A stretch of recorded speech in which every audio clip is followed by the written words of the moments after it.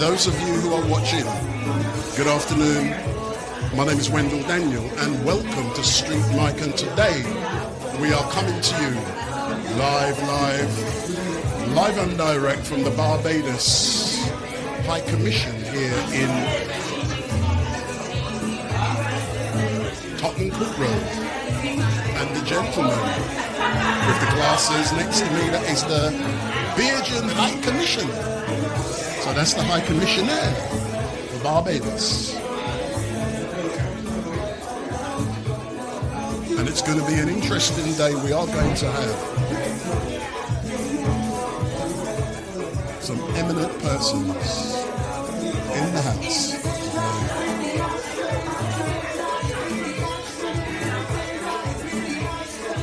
And if you're on YouTube and you have any questions for the minister, get them questions ready. Be respectful. If not, I won't even go to you. So we are at the Barbados High Commission here in Tottenham Court Road. And this is the heart that pumps all of you people to my country. So if you want to go Barbados, this is the place. And see this young lady here? So Betty, if you come in front, don't be scared for a couple of seconds. Go in front of the camera for a couple of seconds. So this young lady here. So if I put that there. You look scared, Betty. So Betty, for those who are watching, can you, if you look into the camera, so if you can introduce yourself, who are you? Good evening, I'm Betty and I'm the attachment to Diaspora. But what is an attaché? What exactly do you do? Right, everything diaspora. We support the diaspora in every area possible. We're talking about distress, whatever the situation is, that's what the diaspora is here for. And then, of course, we create initiatives, of course, to benefit the diaspora. So everything diaspora. And this evening, we've got a special guest. And who is that guest? It's the minister, the Hon Ryan Straughan, who is the minister in the Ministerial Finance. He's here with us this afternoon. We're also graced with the president. Is that him behind you? Yes, it is. We're also graced with the presence of our revenue commissioner from Barbados. So we're going to have a pretty interesting evening. So does that mean that the minister has money to give away? No, we don't give away money. You don't give money? He's here to encourage and share ideas as how we can take money to Barbados. How can we invest? So does that mean Street Mike gets the chance to interview the minister later on? Yes, I'll make sure that happens. And how are you, sir? I'm well. My name is Wendell Daniel. I'm live streaming at the moment. And people in England know me as Street Mike. Street Mike. Yeah, and guess where I was born? Carrington Village. Just round the corner from him, Marhol. Yeah, man. You know it well. Yeah, and you know Freddy's Chicken? Yes. On Tweedside Road. I eat there all the time, man. I can be across the road. So me and you can chat later. I've got some good questions for you. That's okay. Yeah, about the IMF and also about reparations. So you good for them questions? We're ready to go. Thank you, Wendell. No problem. Thanks a lot. So as you can see, the minister has arrived, and we will soon be. I made room for Louisa. Yes. Thank you. Thanks for coming. Yeah. I'll be coming to this embassy from Victoria now. Okay. Very good to see you. Yeah. So we are going to be starting soon, and we start. I'll turn your microphone off, Betty. Don't forget it's on. No, I'll turn it off, yeah? You sure you don't want to come up a little closer, Eleanor?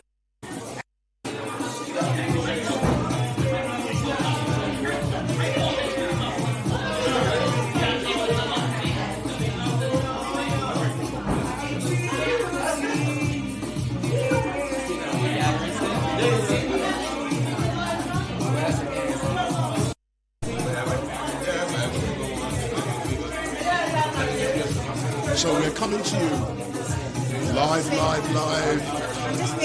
and direct from the Barbados High Commission. And in front of you, we can see the Barbados High Commissioner with the glasses and Right Honourable. I can't even remember his name, but he's the boss. He's the Minister of Finance. Well, the Minister of Finance is actually the Prime Minister, but he's from the Ministerial Finance. Yeah, you like it, yeah. And he knows where I come from in Carrington Village. So if you are from Barbados, I'm from Beercroft Road in Carrington Village, just done by Tweeside Road, by Freddy's Chicken, where everybody knows. And let's see. So you're going to hear money matters, and I'm going to be questioning the Minister about the IMF report, because Barbados went to the IMF a few years ago. We want to hear more about where we are there, and also there's a big issue.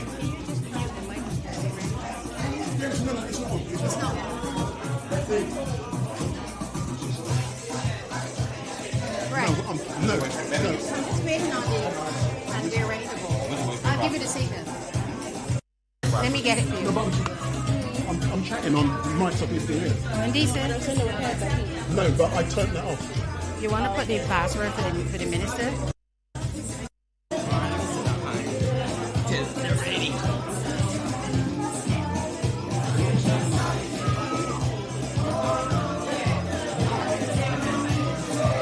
First thing is first thing did you wait?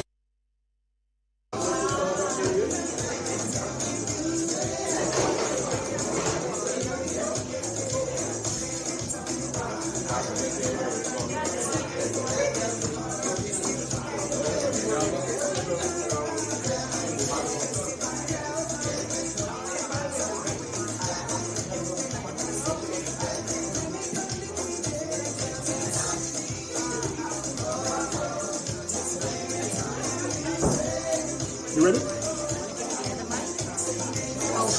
No, that's only when you walk to the foot.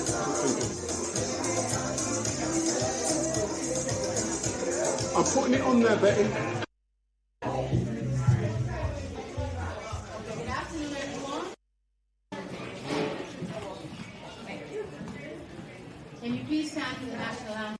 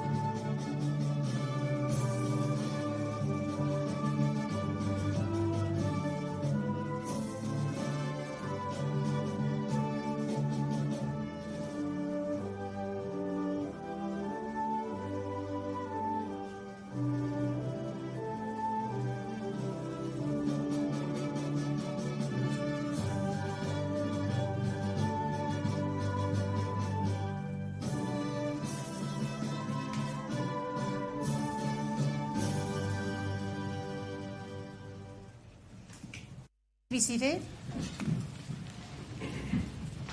Good evening again, and welcome to the Barbados High Commission. I know quite a few are familiar with here. It's like home for you, but I'm doing my work. So welcome to the Barbados High Commission this evening. We want to thank you for taking time out of your busy schedule and the wonderful British weather to join us here. I just want to introduce those who are at the head table before we proceed. I'll start here on my right. This is Mrs. Lois Ward, and Miss Ward is the Revenue Commissioner for BRA. And of course, our Excellency is our High Commissioner, Milton Innes. And next to him is the Honorable Ryan Straughan, Minister within the Ministry of Finance. And to the end is Mr. Tony Seeley. Mr. Seeley has recently been appointed as a special envoy for investment here in the UK and diaspora matters as well. So you've met the party at the head table.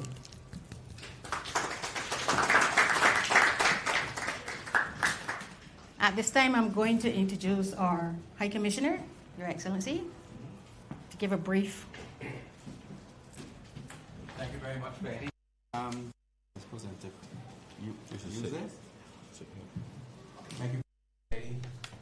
Welcome to all of you. Wonderful to see so many of you on Saturday, and particularly before a long bank holiday weekend, which I know is very special in this country. I also want to add and welcome Minister Straughn, as this is his first visit to Barbados House since he was Minister. So Minister, welcome, and we look forward to you coming back to Barbados House on your future visits to London. As Betty said, I also wish to welcome Tony Seeley, who is well known in this community, but to also congratulate him on his appointment as a special envoy with responsibility for investment and diaspora. And also, Louisa, is this your first time at Barbados House? So to welcome you as well. And having been given her proper name as the Revenue Commissioner, I prefer to just call her the tax lady. I think that's easier to remember. But this evening promises to be great. The Minister has agreed and consented really to discuss a number of matters. One in particular is the business of investment. As you know, for a small island like Barbados, we need all of the help and investment that we can get in this. It's very important, although tourism is our largest revenue earner, certainly investment and international business is the second revenue earner. Also, he will touch on the upcoming gathering, which will be next year in celebration of 2025, which for all of you that live here, and I continue to remind the British government that next year will be 4 centuries, not 4 decades or 4 years, but 4 centuries that the British claimed Barbados. And following independence in '66 and republic status, thereafter, it is a timely reminder of our long history between the two countries. And there will also be opportunities to discuss other government initiatives and any other questions that you, as our guests, may wish to pose. So with those few words, I will now invite Minister Straughn to take the floor. Minister Straughn.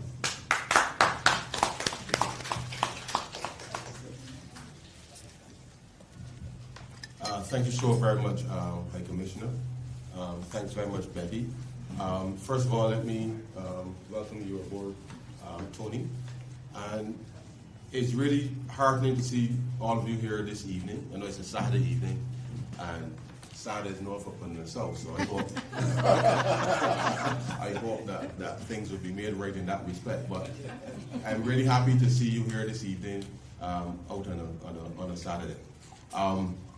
We have been, and Louisa and I, we've just come back from Paris in meetings with OECD, a range of matters.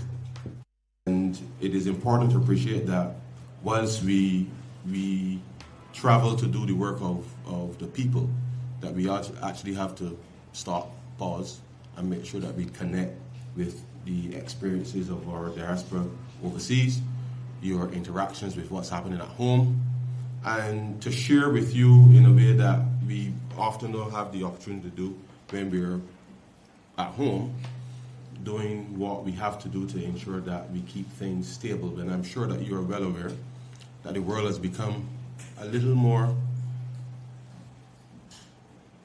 uncertain. I observed a protest just last night, and the reality of it is that our focus as Barbados is really to try to make sure that no matter what, that Barbados remains the beacon for stability and hope, and for you to know that you have a role to play too in helping in Barbados' development. I observe in the room, just permit me to say that it is obvious, as I just look at the cross-section of persons in the room, is very similar to what is the demographic profile for Barbados. We've just concluded the census in the middle of the pandemic, and the reality is that Barbados has a demographic profile very similar to that of most developed countries. And therefore, it is important for us to recognize that every single decision that we make as a people will be important to ensuring that we can, one, generate wealth to pass on from one generation to another, but equally to ensure that we can improve on the quality of life for every Bajan, whether there's a Bajan living in Barbados or a Bajan working and living outside of Barbados. And we continue to focus very heavily on how do we not just maintain the investment in health and education and maintaining law and order, but really know how do we leverage the expertise that we've built up at home, but equally for you in the diaspora to come to be able to help lift the nation of Barbados even further. And that is why we have sought to create an environment at home that is not just conducive for doing business for people on the outside, but we genuinely want any type of business to be done easily so that we can ensure that the high level of savings that we have accrued and over time in our credit unions and in the banking sector, that we can mobilize those savings. Now, when we look at it, for every equivalent £10,000 that we may have in Barbados, the rate of return is about half, because Barbados is small, or the region, across the region, is small simply because of numbers. And therefore, we have to find innovative ways to be able to ensure that we get a similar rate of return as you would get in Europe, as you would get in the United States, in Canada, wherever in the world. We have to achieve those same, if not higher, rates of return for those savings. And the way to do that is really in part to leapfrog and to do things that we have never done before, recognizing that because we're small, we really do have to be agile. We really do have to be agile.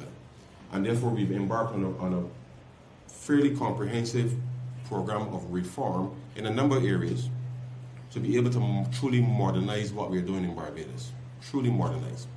And it is not without angst, because as all of you are aware, within the NHS in this country, it's been under reform probably since Ms. Thatcher was Prime Minister.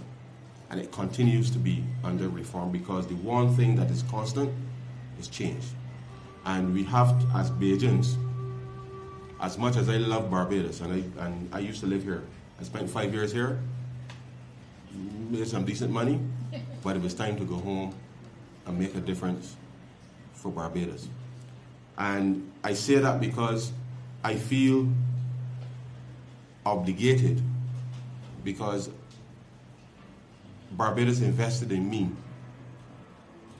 Your generation at home invested in my generation to be able to be educated, and therefore it is important that we find ways to give back and to be able to do that. So when I speak of investment, I'm not talking about only investment in big hotels, and that type of thing. I'm talking about ordinary Bajans working collaboratively to unlock the almost $10 billion in savings that we have across the system, to put that to productive use. And therefore we have to work together. So there are people up here who understand the markets well, who can give advice strategically within the context of the private sector to be able to see those rates of return, as I said, where we invest and how we invest, to be able to make the difference both in Barbados and across the region. And therefore, as we are gathered here this evening, it is important that as we have engaged with the OECD, we've engaged with the FATF, we've engaged with everybody in the last 6 years to try to get off all the lists that they put us on. And you name it, we have perhaps been on every list that there is for one reason or another. But we have worked to make sure that we get off of all. And it's our intention to stay off of those lists, which means doing things differently, which means giving information as appropriate.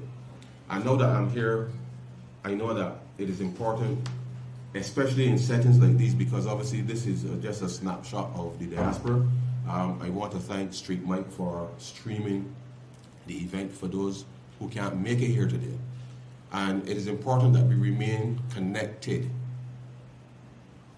We have social media today, and I want to urge us to be able to use social media productively in the pursuit of the interests of Barbados and Barbadians, whether at home and abroad. The world is filled with all types of information, misinformation, disinformation, malinformation, you name it, it is out there. And we must be able to trust each other, to know that what is reality, what is fiction. And I know that sometimes, especially in a world where there's not much moral leadership, you can see things that just don't make sense, but decisions are being made in areas that just don't make sense.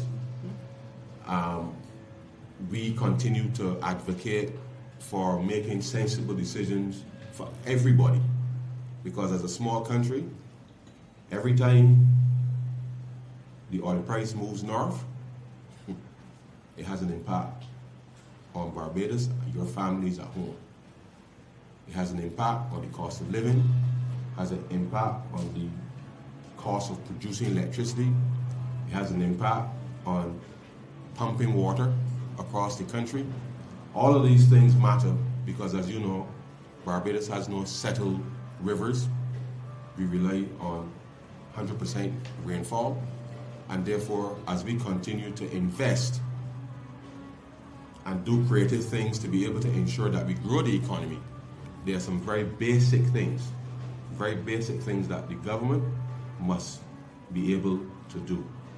And I pause and focus here because last year, between January and April, we had 50% of the average 30-year rainfall for the year. As you know, that's normally the dry season. But we had 50% of the average 30-year rainfall,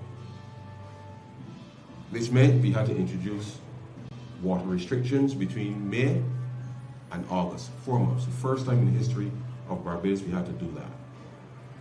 Now, notwithstanding the fact that we've made investments in terms of upgrading the reservoirs and all of that, there's nobody in Barbados that can make the rainfall. We all know that. And therefore, water management is the key. So as much as I would like the economy to grow, if the water resources are not managed efficiently, then when you want to come home, which I hope all of you do soon, as returning nationals, then we have to make sure that the infrastructure and the way that we manage things are conducive for Bajans first, and then anybody else after, because we welcome a lot of people, and therefore we have to get that right. and there's a cost to that. But let me continue. In September, we had perhaps the hottest September on record.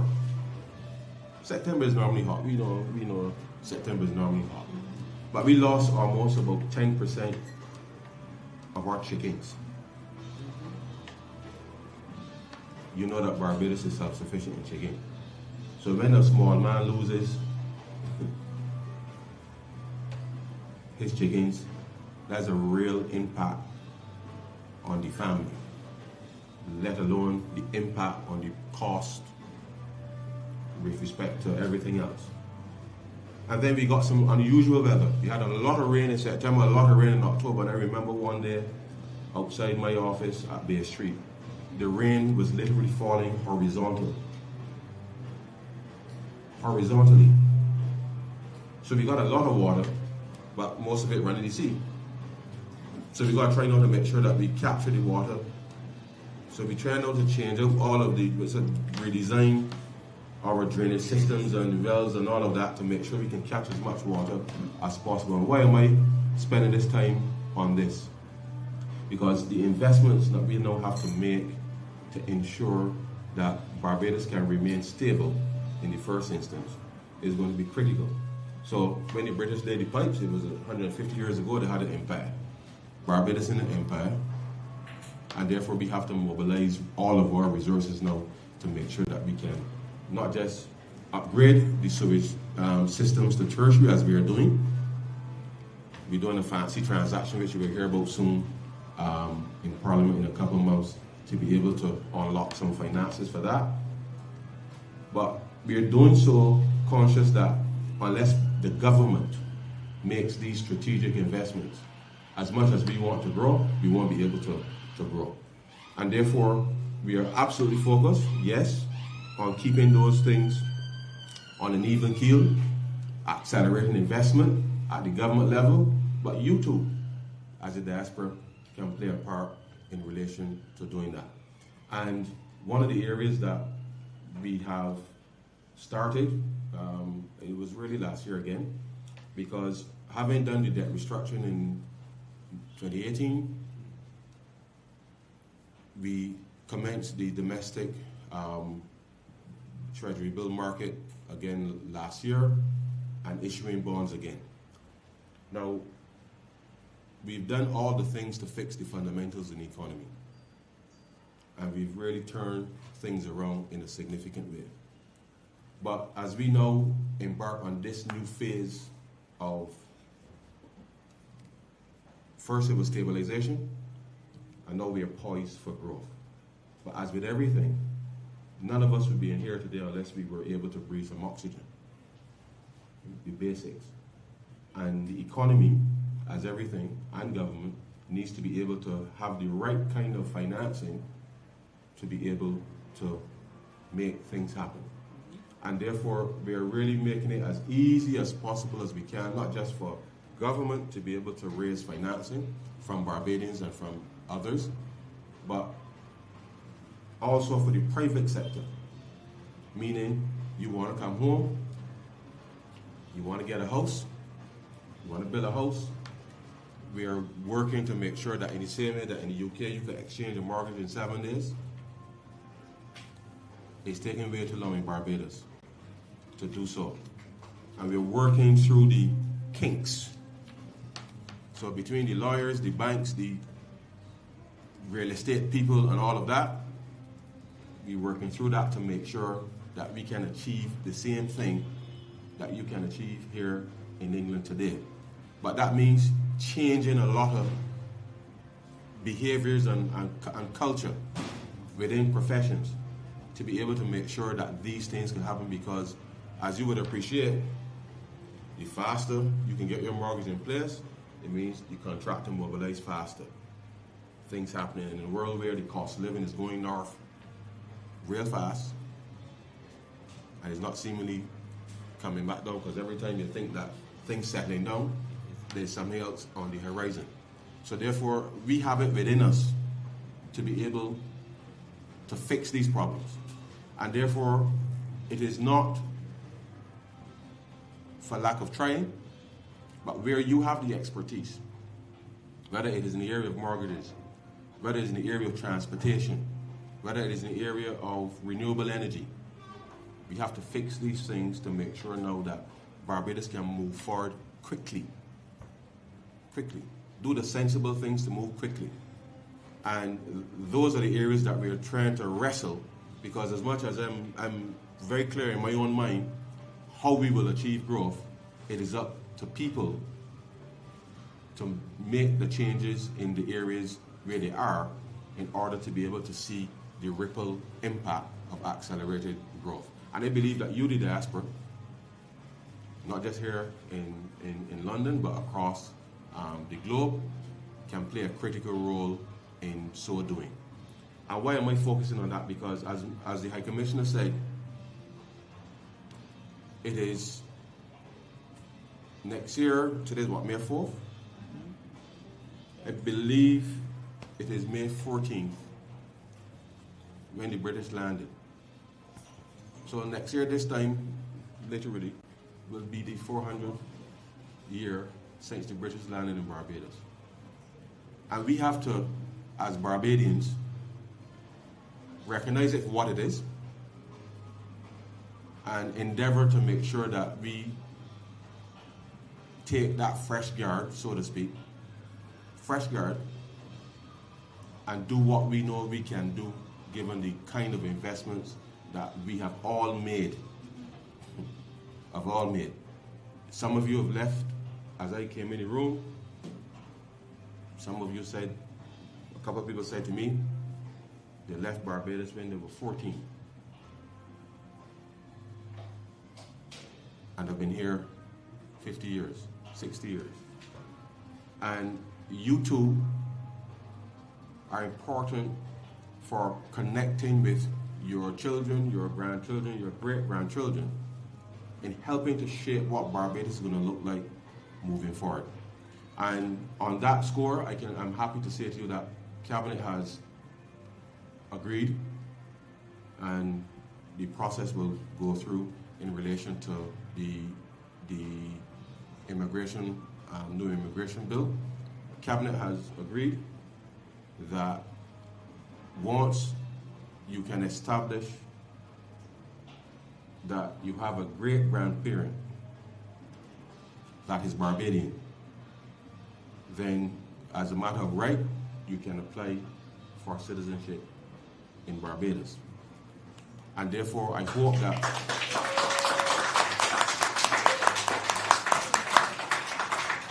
so as we work through to make sure the legislative process and the process is smooth, that as you all come home next year, I know, Milton, you can be busy, but as you all come home next year with your families to reconnect, genuinely reconnect, and see where you can help Barbados. And I think that starts by sharing information with the High Commission here, who then feeds back through to Capital, so that as you are coming home, I mean, you can do it now, because there's nothing like the present. But let us make a plan to see how you can help Barbados even more than you have already. And as Barbadians, I know that sometimes there's a little bit of a, how should I describe it? As Barbadians, we all Bajans, so it's not as if it is not family, but we just got to be straight with one another. As Bajans, sometimes we are even hostile to our own people. Yes. We are hostile to our own. And we have to genuinely move past that and cross those bridges with confidence to know that it is not a us and them here.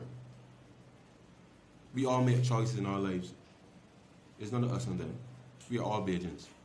And it is now to make sure that as we continue to work at home to usher in change of systems and the way we do things, introduce technology, make things easier, we have to deal with the people-to-people relations as well.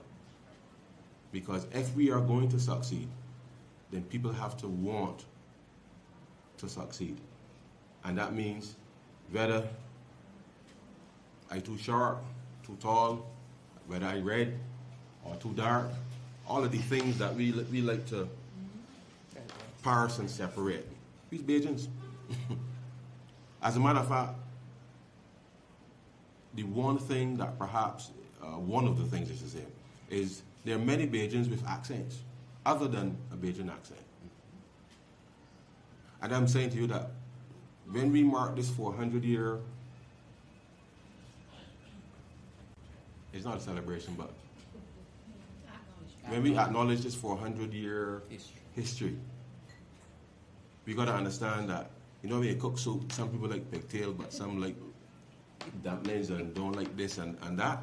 We got to realize that within the melting pot of Barbados, there's a flavor for everybody. But that's what makes the soup taste good.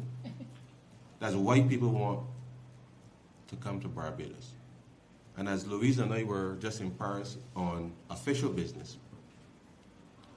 there appears to me that there are more people who are interested in Barbados and wanting to help Barbados and actively saying, I want to help Barbados.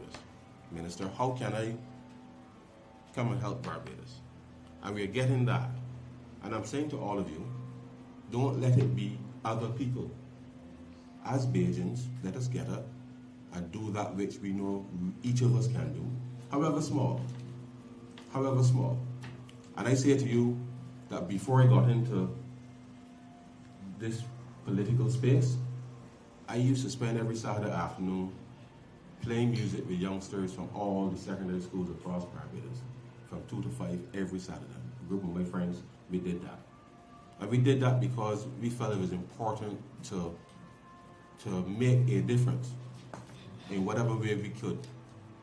Not in any fanfare or anything, but we made a difference. And therefore, every Bajan,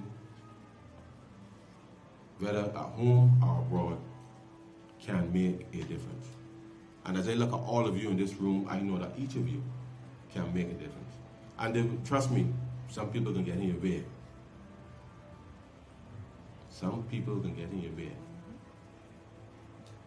You know, come back from England and feel that you're better than everybody else and they should get some third.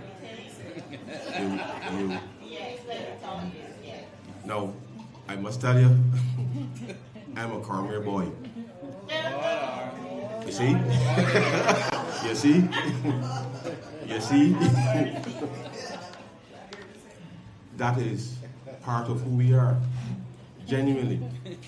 But I introduced that at that point because there's something in the pot that can take off everybody. But we gotta learn to live with it. That's the truth. We gotta learn to live with it.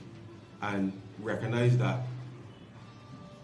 how we interact with each other is going to be important. So when we do the gathering next year,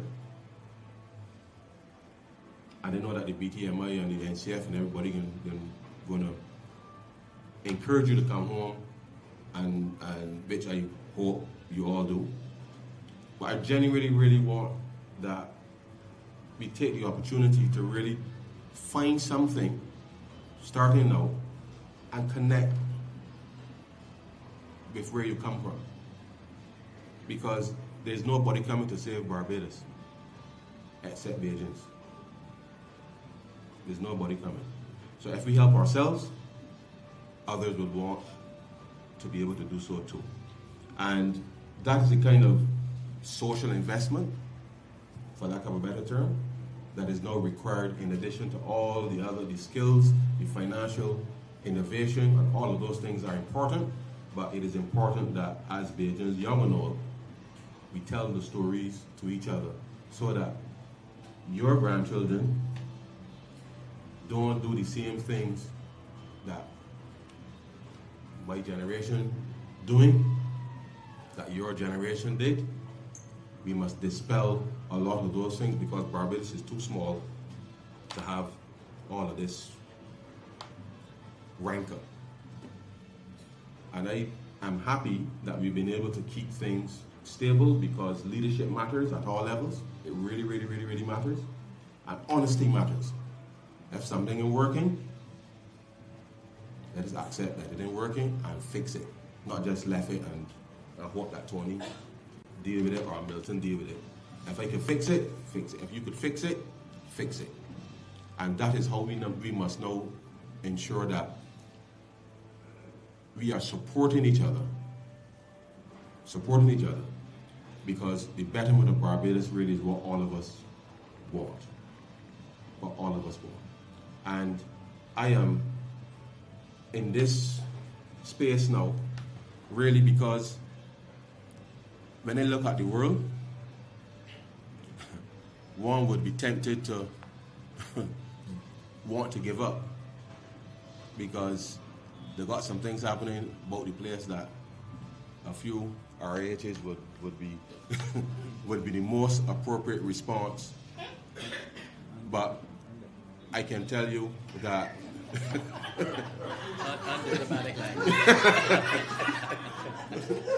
I can tell you that it is not for the faint-hearted to want to continue the strong legacy of investment that all of us made. Now, I grew up with my grandmother, and my grandmother left school at 14, like most persons. Nobody to pay, none of that. We don't have that now, but what we must make sure is that the kind of education that we are providing our children today, that is relevant for tomorrow. Not what we wish for ourselves when we were at school. We got to make sure that we're educating our children today for what will be tomorrow. And that means everybody got to kind of let go of their little space. Otherwise, Barbados will not be as successful as I know that it can be.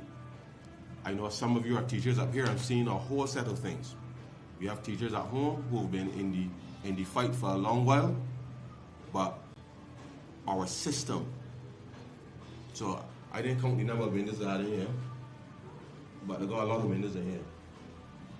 But our system right now is still trying to get everybody through that door in the back there that all of us came through at the same time. But if everybody in this room get up now and try to get through that door at the same time, we know what's going to happen. But this might be my window, but you're trying to push me through the door. No, I ain't planning to jump. The window is opportunity. Yeah? The window is opportunity. So, you as part of the diaspora, you have a stake in this education reform, because without it, and getting the systems right, then all we will be doing is continuing the Victorian system that was introduced, and we've held on to.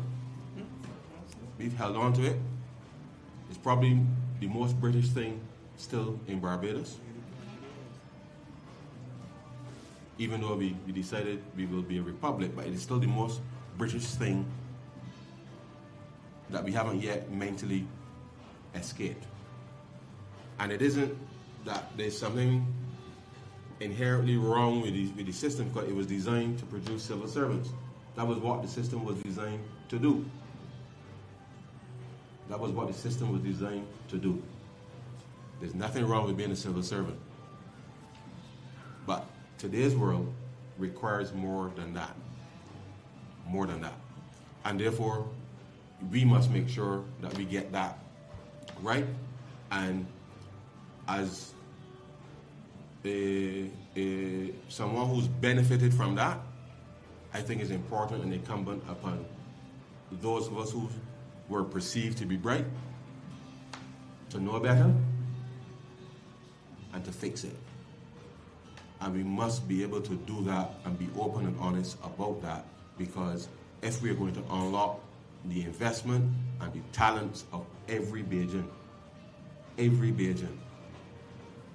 then they must believe that when they go to whatever school they go to, primary or secondary, that their talents would be catered to and supported in order so that when they leave school, they're capable of doing great things in the world, not just in Barbados, in the world. Because right now, we have people being trained to work globally from Barbados. It is a new way, I suppose in the same way that some of you came up here and worked in London Transport or work in the NHS or in the education systems here. It is a different way of working today.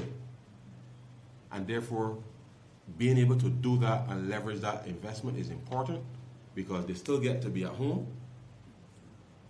still get to support their families, and trust me, Barbados is a beautiful place. I have not seen any part of the world that is as beautiful as Barbados. And I hope that we do not take that for granted at all. Do not take it for granted and make sure that we are able to continue to make those sensible investments. Now, I really didn't plan to talk so long. That's what I tell them. And I really didn't want to get into no technical things, but just to come back quickly on the economy, just very quickly. The economy really is as good as the people. The economy is as good as the people. And I've said to the Minister of Education, the Prime Minister, that this reform that we're doing in education, as well as with the Minister of Health, in terms of how we manage the NCDs and how that impacts people's health and what they can do and how they can do it, is perhaps, I mean, we did a lot of things on the economy and stuff. We had a lot of things. But you see that school nutrition policy that we introduced? Done properly and sustained and maintained, right? That is going to make, that is not a 5-year thing, that is not a 10-year thing.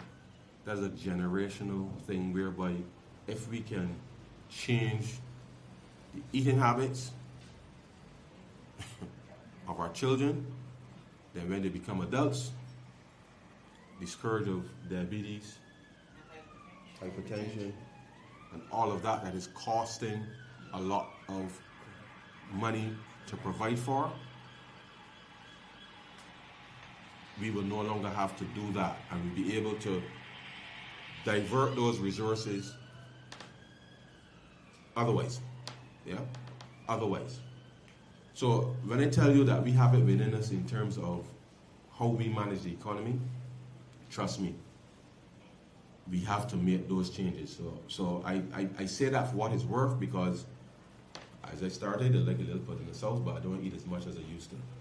I started exercising and I lost a little bit, but you have to make those incremental changes in order to make sure that between yourself, your household, and everything, that you're able to do that which you can do.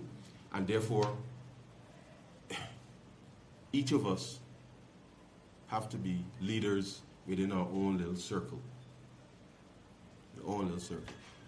And it is not easy to do some self-introspection and say, look, Ryan boy, this ain't going so good. You need to make that change. But we must find the courage to do that, and then by that, hopefully those within your immediate circle will equally do the same. And I'm absolutely confident that if we make those changes, do them quickly, along with the other reforms and everything, then the economy will build enough resilience to be able to withstand a lot of things.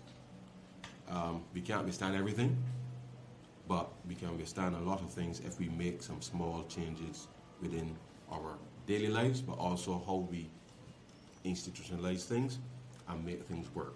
So within the short term, those are the things that genuinely kind of have me concerned is the rate at which we are seeing increase in NCDs, increase in childhood obesity, and the rate at which that is now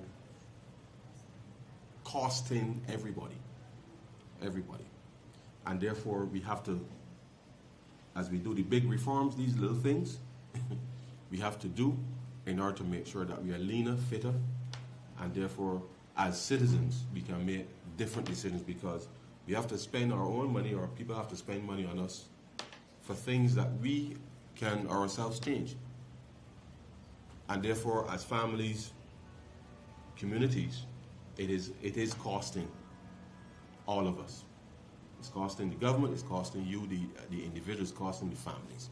And therefore, that, in my view, is one of the areas that we need to be able to have meaningful conversations about, and encourage people really to live as healthy as you possibly can, in order to make sure that when we deal with the macroeconomic stuff and we bring all the investment and do all the things to make things better, that people are actually around to enjoy those things. And I think that is perhaps one of the most difficult things, because there's nothing that the government could legislate or do to tell you, don't eat so much sauce, yeah, or don't drink so much, or whatever it is that we may like to do from time to time. So I am very, very confident that we are on a trajectory for recovery. I mean, full recovery. But it could be faster if we do things quickly and we work together to be able to create a different image of what Barbados should be and can be. And I hope that we can count on all of you here to be able to help lead that charge. I'll pause there for a moment. Thank you.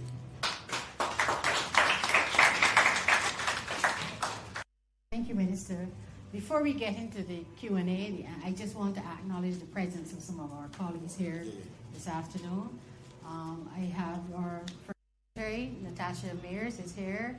We have our attaché accomptant, Ms. Gibson. Janelle Gibson is also here. We have Gloria Carter from BTMI, and of course we have Mr. Elvis Holder from the Ships Registry. And this is what really makes up our country team. And of course, our Minister Counselor. She signs all the money, so she... Right. Okay, so at this time we're going to just shift and create a Q&A for you to ask the Minister. Mrs. Ward, any questions at this time? I'll bring the mic around. Just raise your hand. I know that you are ready to participate, and we will take it in an orderly fashion. So, ladies first, Calvin. So we'll start right here. I'm told you have to use both mics so that you feed into the live stream. So give your name when you start, please. Okay. Good afternoon. I'm Vanessa Brathwaite. I am obviously living in the UK and have spent 5 years in Barbados, but very formative years, benefiting from the education system there. So that's the capacity in which I'm speaking as someone who is really trying to... I'd love to go back to Barbados at some point, but what I'm finding is the transition is quite difficult because I'm not ready to be a returning national, but, you know, I mean, the problems you mentioned with getting mortgages and so forth, I went through that recently, absolute nightmare. I think something needs to be done with the lawyers and stuff, but I think you seem to be all over that, so I look forward to that. Welcome, really, really happy to hear about the ability to extend to our people like my children the Barbados citizenship. I think that's well overdue and something that I remember that the Prime Minister promised when she came up here way back when, after she was first elected, and I'm 2018, thank you. I'm so glad that we're getting there. So my question, two questions really. Well, one, when is that going to happen? Because we keep hearing about it and we need it to happen. especially for people like myself to feel comfortable investing and everything there, and then, you know, in the end, our children can't even go there as Bajan. It's crazy. And secondly, have you got any specific plans? I mean, talk about investment from the diaspora and people like us up here, but you know, how can we do that? And how are you facilitating that and supporting us in that from up here? Because, you know, aside from, you know, we have other needs other than just being a returning national and getting those benefits to bring down a container and a car. You know, we're not. So I know some people are interested in that. That's not for me at this time. But, you know, I think that these kind of things, even a bank accounts up here, it's so difficult. You know, so I really would be pleased if you could address some of those things so we can hear some of the actual things you're doing and some of the things that you want from us.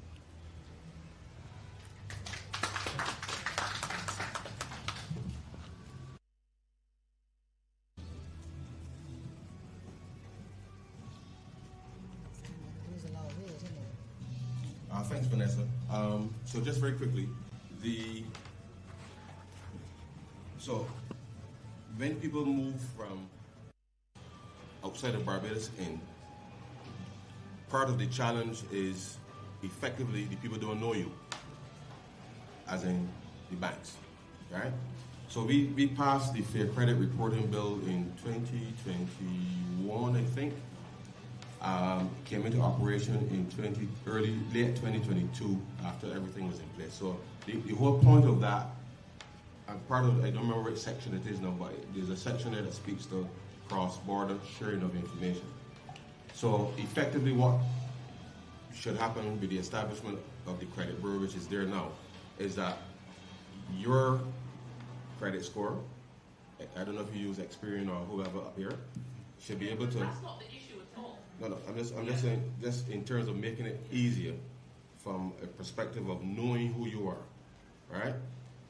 That is where some data is supposed to be exchanged in order to be able to assist from the banking side. Now,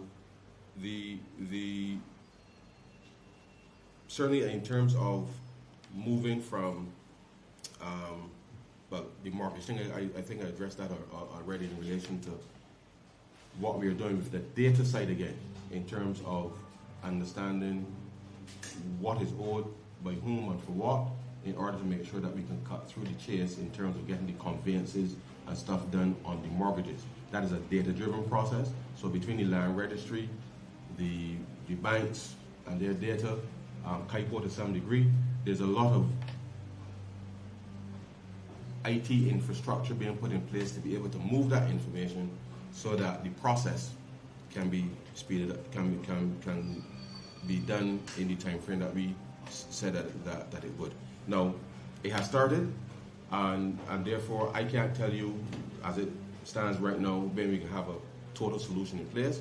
But the Prime Minister indicated that in the budget, certainly a few weeks ago, I believe one of the first meetings was held when it was in Washington 2 weeks ago, where the AG and the Minister of Housing had the colloquium to be able to pull everybody together to focus on that specific issue, because it is not just for people who are coming home. There are a lot of people in Barbados who want to get mortgages, and it's taken far too long to be able to get that done. And that is part of the investment that I was talking about. To answer the other part of your question, one of the things that we are doing, we opened the capital markets with the issuance of the Treasury bills again. We will create a specific version of the Treasury bills or whatever other debt to be able to accept from persons abroad. And if you so desire, we can pay you in Barbados dollars at a slightly higher interest rate, only because it's foreign exchange coming in order to ensure that we can also have people do that. Now, there's another opportunity. For example, we have some legislation being drafted to establish a unit trust, which is specifically to be able to help mobilize some of the resources in the system. So the unit trust element in relation to being able to attract investment either in local dollars or the US or whatever currency may be there will be another option for the diaspora to be able to help invest in mobilize resources to invest in Barbados. Because there are lots of private sector activities that need investment, and therefore we are trying to create the instruments to allow for that to happen. So it is not just government stuff that we're focusing on, but we're trying to make sure that we are able to cover investment opportunities for people from outside. Now, just bear in mind, just very quickly, just bear in mind, all of us in here like the idea of Barbados dollar being 2 to 1. Yeah? We agree, right?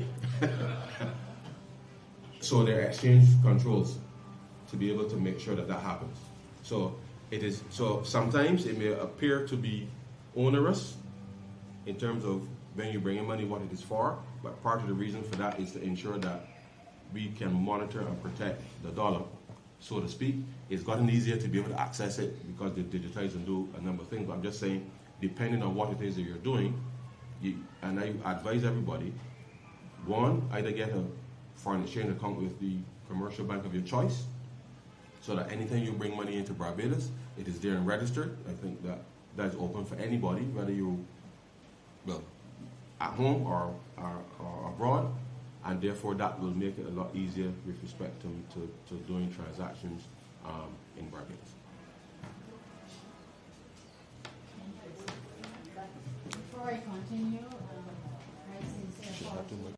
to acknowledge the presence of the High Commissioner's PA, Sandra Ford.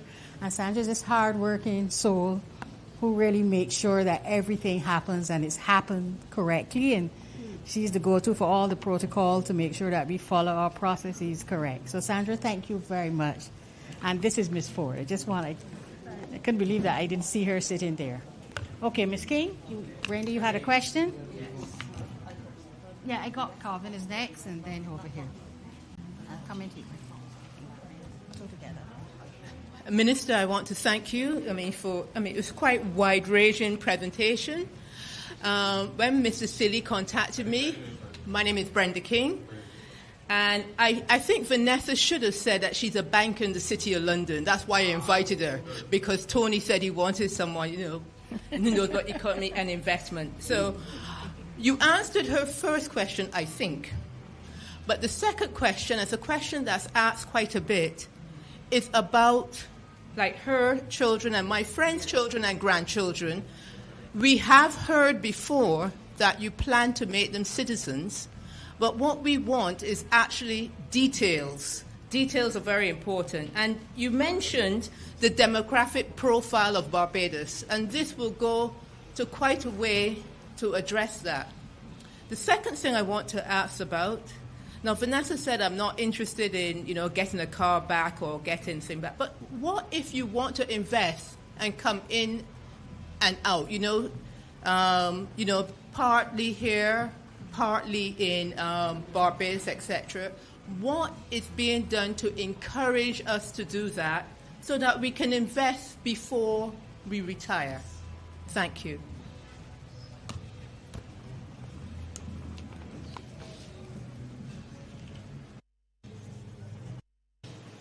Thanks, Brenda. Apologies, Vanessa. As I said, the immigration bill has been drafted. It has been drafted. The specific timeline for going through Parliament, I am uncertain, only because there are other. What's the right word? There are other connected things that need to be resolved. Let me put it that way. So it's not this specific issue that I'm referring to, but in oh gosh, it escapes me now. Sorry, my apologies. On the second matter, Brenda, the Azerbaijan, there's nothing stopping you right now from investing in Barbados, except that you may be regarded as non-resident. right? Now, there's a specific... And children, non-citizens. Yeah. So I'm saying the immigration, when I said earlier in my remarks, I am certain that by the time you all come home next year, we will have the process in place for that. Yeah, I can't tell you right now, but I think it will. If we recall, before the end of summer, that should go through Parliament. But I speak subject to correction, so please don't hold me to that. But definitely by next year, you will have that process in place. But as a citizen, non-resident, you can invest in Barbados. That's why I was mentioning earlier that the exchange control component in relation to how you bring money into Barbados will be important. So if you can establish a foreign, well, you don't have to, but if you can establish a foreign exchange account with any commercial bank, then you'll be able to make sure that when you bring your money in to do whatever it is you want to do, like any other non-resident does right now, then you can invest in Barbados all now. So that when you come home, you in and out like how all the other people are in and out. Now we do have a regime in place for high net worth individuals. You all look like high net worth individuals to me. and as returning nationals, no, I'm being very serious. As returning nationals, there's a program there for returning nationals. But if you're talking about investment, you can invest like any other non-resident. But I know for sure person. that you can open a U.S. account in Barbados and put U.S. into it. Yeah. Can you do the same for the pound? So it's just a conversion issue. So what will happen is that, don't forget, there's a sweep there. When you send home your pounds, it will just be converted into U.S. currency. That's all. So But the thing about it is, why would I send more pounds to be converted into U.S. when I want it in pounds in my account? yeah, but Or converted into Barbados money. So don't forget, for the most part, once it is, when they say converted, what's the right word? Because you can, in Barbados, you can have your own So, bank account, and then you can open a foreign account. A foreign account, which yeah. You can put U.S. into without it being converted. Why can't we have the same for pounds? Well, what I will do is I will speak with the governor and explore whether we can keep it in, because it's a reserve issue. But nevertheless, we do most of our trade in U.S. dollars. Yeah, So that's part of the reason why it is converted. You don't forget. Because if you want to say more pounds, you might not want it to be converted. You want it to keep there, so when you come home to do what you want to do. Remember, I said at the beginning, all of us are well aware that the peg is 2 Barbados dollars to 1 U.S. dollar. All right. So as I said, it's just so the U.S. dollar is the reserve currency. So that's only a. So we'll look at it. We'll look at it.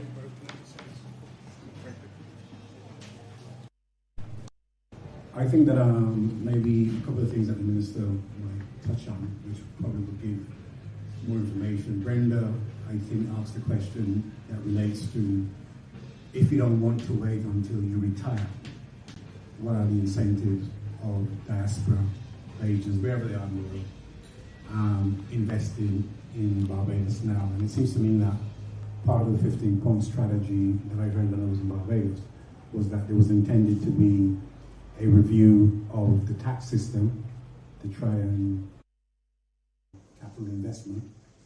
And also there was to be a new entity for Business Barbados, which to me could be a good vehicle to generate joint ventures between diaspora agents and those businesses that are already in Barbados that might need skills, working capital, etc. So it is really trying to unpick some of that implementation and how that would improve the prevailing situation.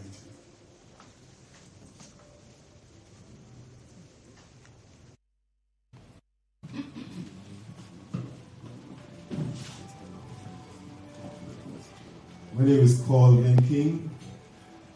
Paul King? Calvin. Calvin. King. Or unique name like myself. Quadrant Party. I wouldn't hold it for American against you. We have a Quadrant Party head girl in here, so we're not going to hold it for American against you. But on a serious note, you mentioned about investment and you want to speed the process up to get things done. It was said to me recently that to get things done in Barbados is like moving in molasses. I know the molasses, the sugar cane and the rum come from black, this is also investment, but it moves like molasses very, very, very slow. And you said you wanted to have things speeded up. I had the experience recently of something that started in October and have not been concluded as yet. That's how slow things have been, from one to another. And I honestly got frustrated. And the reason why I have a low haircut is because my gray hair started to grow more than ever. And I'm really serious. I'm hoping that with all the talk about investment, that these things, all the barriers are thrown down, and that we can see things moving more expeditiously, so that all of us in this room, and I would like to invest in Barbados. It's a place I love dearly, and everybody in this room who know me well. You know I love Barbados. I do anything for Barbados while I'm here. I promote Barbados all over. But to get things moving, I would like to see. And the second thing, which is important, where I work is in retail, and I meet a lot of people who say to me, "Oh, that accent, you're a Bajan, right?" Yes. But Barbados boy is real expensive. Those are two things that I honestly would like to, be able to see the faster pace of getting things done. And if we can come down, on the amount of money you spend in the supermarket, the amount of money you spend to build a house, the amount of money you spend to do these various things. Those are my two concerns. Thanks.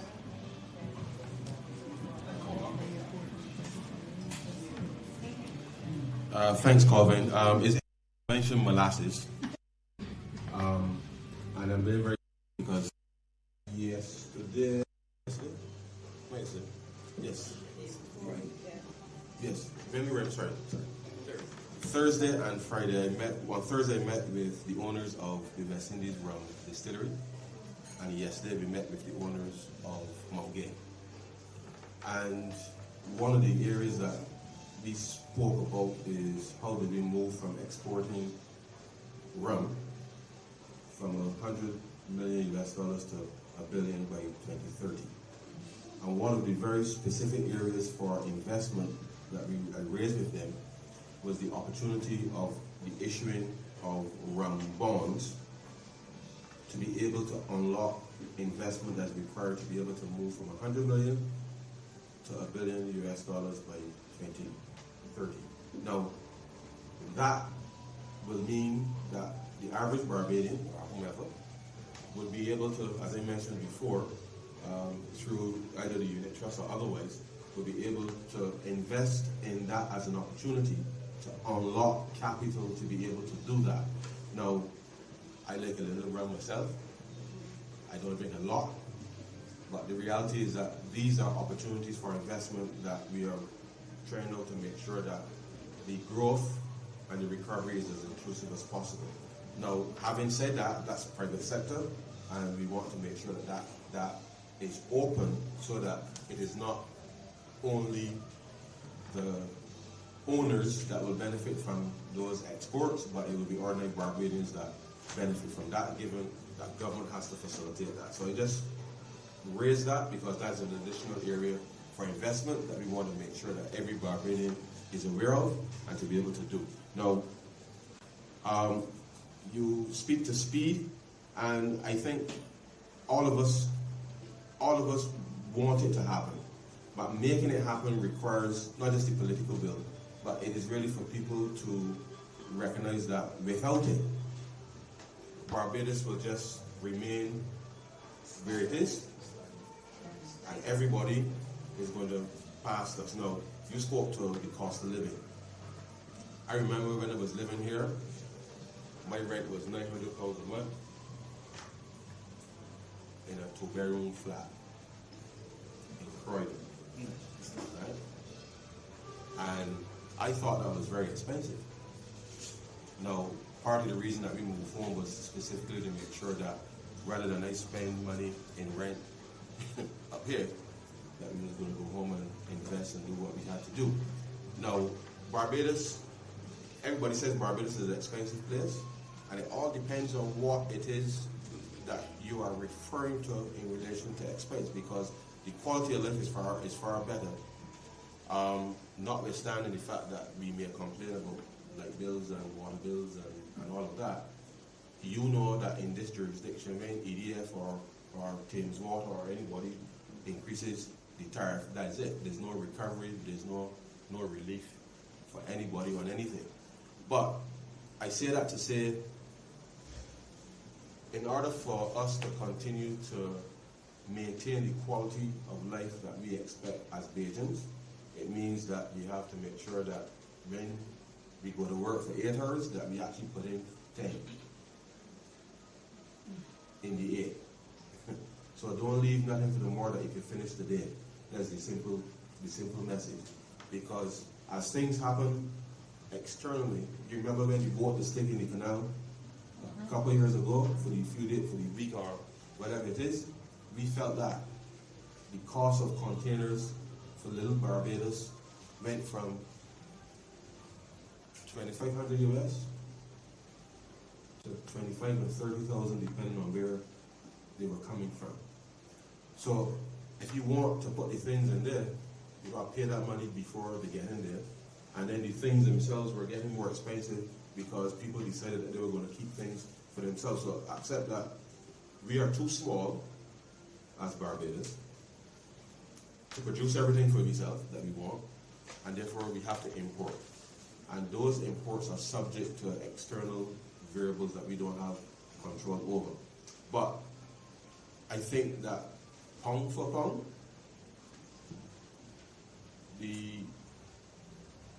and I've seen cost of living rise in the United States, I've seen it rise in all over the place, And people have said to me that it's become very expensive for them to even send barrels home to help the family, because things have gotten very expensive. Unless your income is able to exceed the cost, then that is where the squeeze is going to come. And that's why I go back to saying that at home, in order for us to be able to help cushion what will be inevitable, we have to make sure that we do everything at home to reduce the cost, the internal cost at home, in order to help us to be able to do that. But having said that, the speed of executing transactions is perhaps the biggest issue that we are addressing. We will continue to address it, and it really is up to every Bajan to recognize that keeping things the way they are is what is increasing the cost. So it's contributing to increasing the cost. Okay?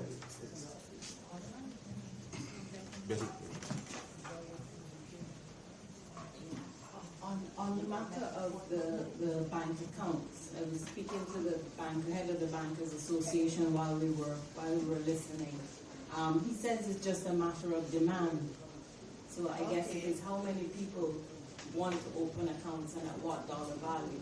So he said, take the information and let's see if we can look at it. So it's not something that would be unusual. I don't have more than that. That's what he said. I would speculate after.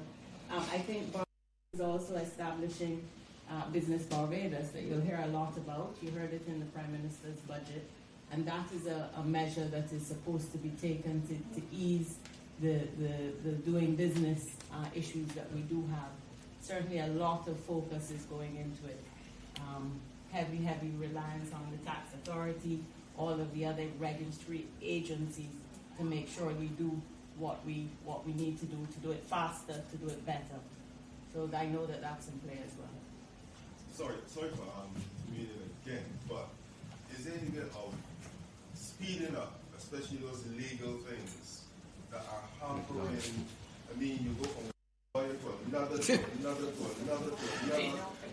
it is like pulling teeth. It is really, There's nothing to say. Look, I'm sorry. Betty, just 30 seconds. 30 seconds. The Prime Minister and the AG held last year, I think 2 or 3 sessions with the entire legal, the bar and the judiciary and all of that to address the operation of the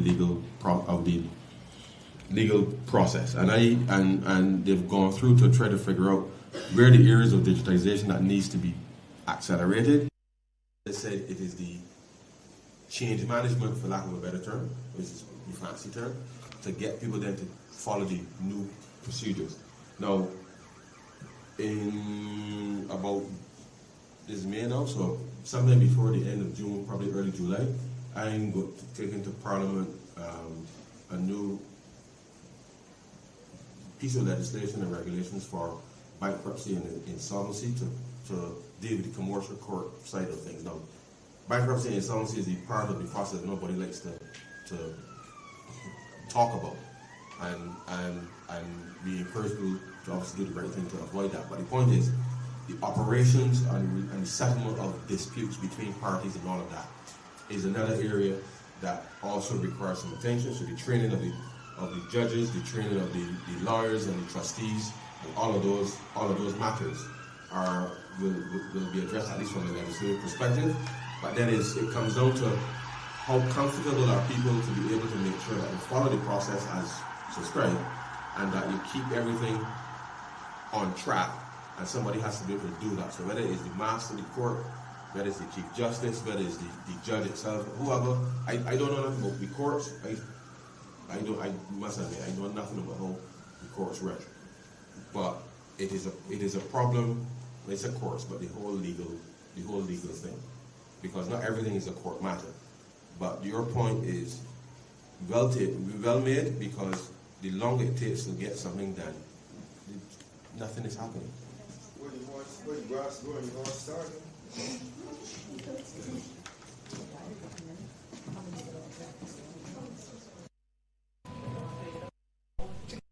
Hold them together.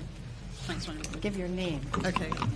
My name's Sonia Lascelles, and yes, I've been in the UK for since I was 7 years old, but I do return back to Barbados. My quick question is, how well placed is Barbados for the future without the dollar, the US dollar, and also the movement towards the gold-backed currencies?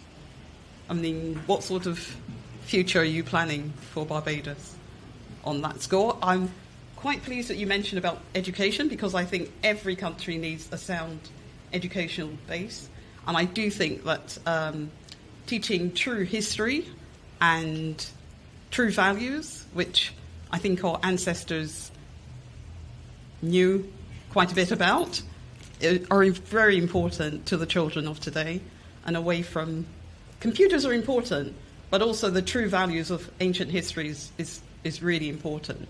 And I think that Bajans have a natural intelligence, and I think coupled with the AI will push us forward to a really enhanced future. But we must concentrate on the basics and, just the financial situation as well. So, thanks very much.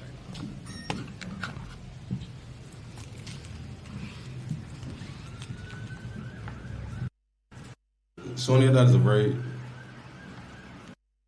question, and I will share this perspective with you, because when Barbados exited the union with the Eastern Caribbean in 1973, at that time it was without doubt that the U.S. economy was the strongest in the world. If you fast forward now, do we need to say more? So it is, I can put it to you this way. When we observe what is happening in the United States now, and realizing that they themselves having some internal issues about even what they want to be, it is a reflection that things have changed, and they're uncomfortable with the changes that the rest of the world basically is passing you. Because in your mind, you think you're there, and you've not really, you've not come to grips with the fact that others are capable of not just catching you, but potentially passing you. They think what we have to make sure we don't do in Barbados is to be so wedded to the idea of Barbados that we forget what is required to build Barbados. Now, to answer your question more specifically, as other economies become stronger, the question we have to ask ourselves at some point as Bajans is, do we still want to keep the peg as is? Now, I raise that. This is not for the nation or the Barbados to say that the minister said in England that we should change the exchange rate. That is not what I'm saying. I'm just making an observation that the world has changed. It is changing. And we have found safe harbor, if you like, in the peg as it is so far. But if it comes at any point in our future where we perceive that may longer be strategic, then as Bajans we're going to have to make a different decision. You understand what I'm saying? So when you look at the future now and see that there are countries that can build a hospital for 50,000 people in 10 days, you would understand where the world is heading. You mentioned AI. There's a big battle in that space, and therefore I would love to see in Barbados more use of AI. Personally, not in a way that people may be afraid of, but my son, for example, is autistic. He doesn't speak. So I could see a fairly interesting application of AI in that respect. So I don't fear it. But we have to make sure that we understand what we want from the introduction of these technologies, and therefore, if we are going to help our children be leaders in the world today, then we must encourage them to be able to unpack and to be able to do things. I said to the Minister of Education a few weeks ago, I would love for us to make a provision in the budget so that every day children could go and pick down speakers, TVs, you name it, just to understand how it works and to put it back together. Because it is that immersion. You know, we introduced coding and robotics in the pandemic for a very specific reason. We have to change things. Now, that may make some people uncomfortable because if you go home and you see your grandchild picking you TV, you know where you can sit. But each of you should be encouraging your grandchild, or your grandchild, girl or boy, to understand how these things work so that they can acquire the skills that will be relevant for the world that they will live in. So when you raise the matter of AI, it is for us to recognize it might not be for me, it might not be for you. But somebody, grandchild in here, you make it comfortable for all of you. See what I'm saying? So we have to do that like yesterday. Okay? Like yesterday. But Barbados, once we adopt the right attitude, yeah, the right attitude, the future is bright. I mean, that's orange slogan. The future is bright, right? But it is as bright as we want to turn, how fast we want to turn the dial. Yeah? And I hope that Barbadians are prepared to be able to turn that dial to make sure that we can achieve what we set out to do. Time is not on our side. I've got quite a few questions, so I'm going to try to move this on as fast as I can. Sarah, you're next. Excuse me, the lady with the hat. You will come after Sarah, Dr. Kia, and Dr. Kia. I saw a hand, and Jennifer. So we got that order. Let's try to move it on as fast as we can. And my apologies. And Ms. DePisa is in the mix as well. So just let's see how fast we can move this process along. Hello, Minister. My name is Sarah Sewell. I am the past head girl of Corrigan Parish. We ain't up and on. We're a beacon on the hill. Anyway. You talk about wanting to get young people to look at technical studies when we open up by saying where we went to school, because the elite school is ridiculous. It's a Barbadian thing. It's a Bajan thing. It's a Bajan thing. Right. Let's move it along, Sarah. Okay. Anyway. What I wanted to talk about is when you were addressing us, you spoke about people. And you also talked about investment, and we're talking here about creating opportunities for us to invest in Barbados. We also talked about AI. We have to also understand the significance still of HI, human intelligence. The question is around the investment in customer service in Barbados.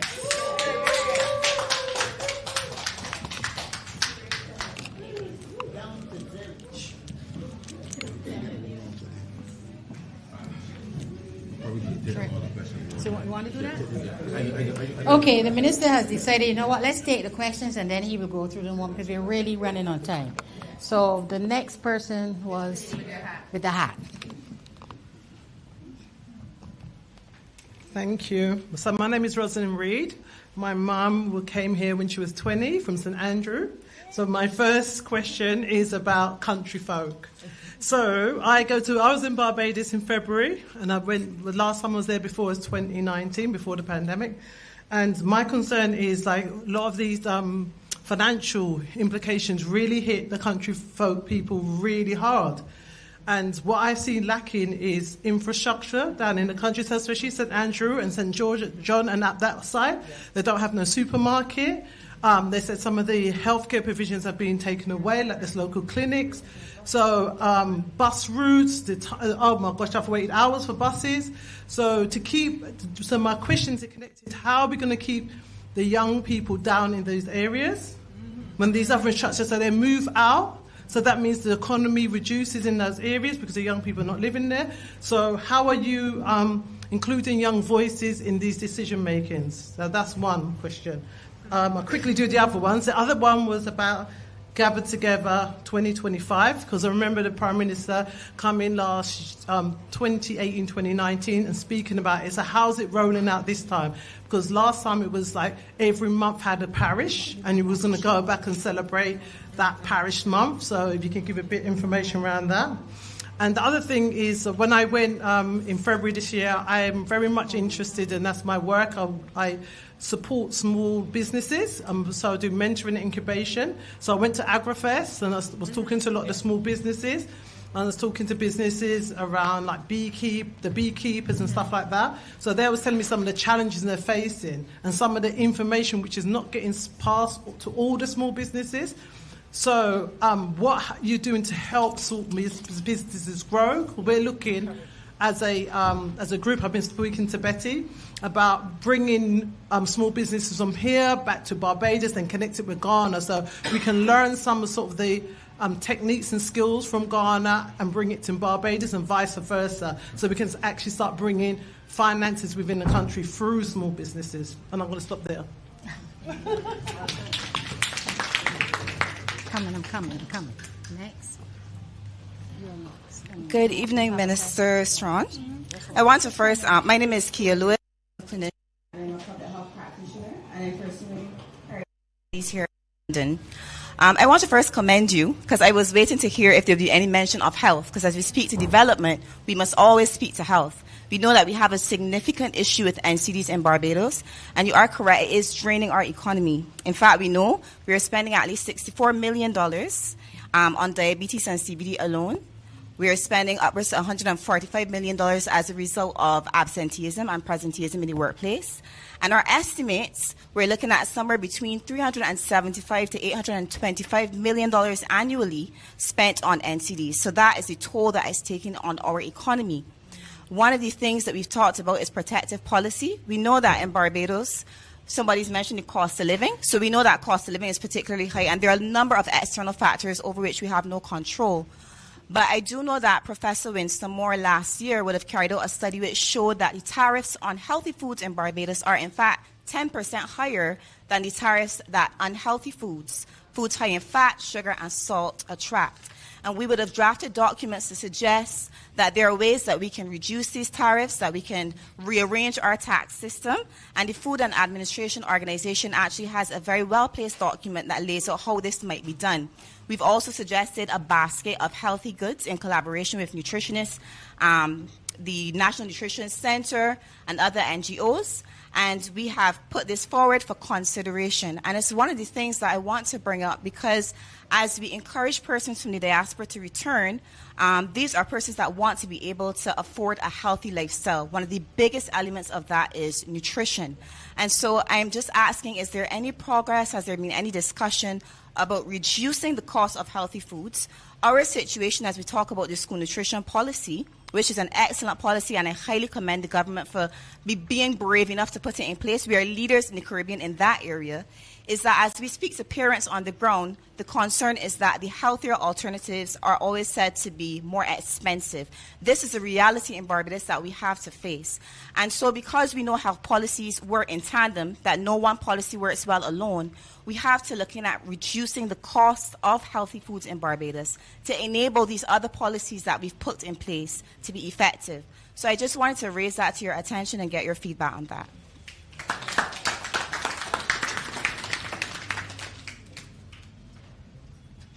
Good evening, all. Verla de Pisa. Let me preface all my comments by saying they're not political. I will also have one other caveat, and that is that unlike, I believe, pretty much everybody else in the room, besides you and me, I don't live in London. I've been here for a couple of weeks now, and I've been observing a few things. One of the first is that as we are inviting investment to Barbados, I am noting that the UK's taxation policy is changing this year. And if you, as a UK resident or citizen, is intending to invest overseas, you can expect to be taxed in England. Is there anything that the Barbados government will be doing in its negotiations at that diplomatic level to make it easier then for Barbadians or non-Barbadians who wish to invest in Barbados to not have a double whammy? Because there really isn't much point in investing in Barbados, and let's be blunt, investing in Barbados also means that we would like to have some benefit from the tax dollars from it as well, not just from the investment side. So if it is that the UK is intending to have their pound of flesh and Barbados is looking to exact its own, then there will be no incentive to invest in Barbados. So what will be our response to that at that diplomatic level? Because it really can't be dealt with at any other level. The other thing is that the reason I'm here is because my children are up here studying, and like all of you know, once you're up here, you still want a piece of home. The hunt to find products from Barbados is exhausting. Just take Brixton Market, for example, where you would expect to find black products. You can find any and everything from Africa. You can find any and everything from Jamaica. You can find any and everything from Trinidad. You can find the odd bottle of Windmill hot sauce, which really and truly is not our best hot sauce. And I'm being really serious here. We're speaking about investment from here going home, but the real goal is revenue generation for Barbados. So what are we doing then in the other direction across the Atlantic to bring the products that we have a ready market for? Because we have Barbadians over here who want these things. We have persons who have visited Barbados who want these things but can't find them in this country. Well, the odd pub will have Banks beer, but you really do need to have a proliferation, the ease of finding. I know my daughter is a different kind of creature, so she found a little store in Lewisham, which is around the corner from where she lives, and she's been telling them what to get so that she can have what she wants, okay? But that will work for that little shop and for my two in Lewisham. It will not work for everybody, and it really can't be at that micro level. It has to be some macro policy that will allow for the small businesses at home that my comrade here spoke about can have that exposure in London. We do need to have not just money coming from here home, but ways that money is generated at home as well, because we do need to be expanding our revenue base beyond what we have right now. Those are the primary. We're short on time, so I won't mention the others, but those are the ones that I really wish to mention. This is not for the panel, but for the persons present. As an attorney at law, please understand that there's probably no one more frustrated than we are with the system. Okay? As far as the legislation is concerned, and this is just by way of example, as far as the legislation is concerned, it takes 6 months to settle probate. I am currently 3 years deep in quite a few of them, just trying to get them extracted from the registry. That digitization process has to happen, whether you get pushback or not. It has to happen. There's no way that something that should really be just a paper pushing exercise should take as long as that. We're not even going to get into the tangle up that is the land registry, which is chaos all by itself, and then additional chaos because of their relocation recently, or Kaipo is just a story all itself. The solution really is that we digitize, and we digitize quickly. I will say this as a critique of the government today. You have zero opposition. Get ahead with the things that need to be done. Seriously. Get ahead with the things that need to be done. There's no noise coming from the other side. There is no pushback. And even if there were, it is 29-1 in the House, and you never had a problem in the Senate. Get the things that need to be done. Thank you.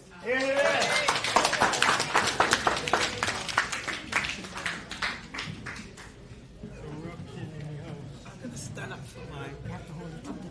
Okay. Hi, I'm at the back, so I'm going to stand up. I love it. So, Minister, two things for me. My name's Jennifer, born Bajan, lived most of my life here. So the first thing, I'm encouraged because you talk not only about financial investment, but social investment. And as a charity founder, that's particularly interesting for me. Many years ago, there was an initiative called Barbados Friends and Family that died a death. And I suppose the aim was to kind of collate some kind of social register, skills register, etc., to kind of engineer and mobilize people here. I don't know if you've got a system in place, you're reviewing one, but how do we then connect in a way where we want to socially invest as well as financially? That's one of my questions. The other one is 18 years ago I bought a house in Barbados, and what that meant was I was interfacing with many of the agencies there. And, you know, I think this forum is about encouraging people to invest, to return, etc.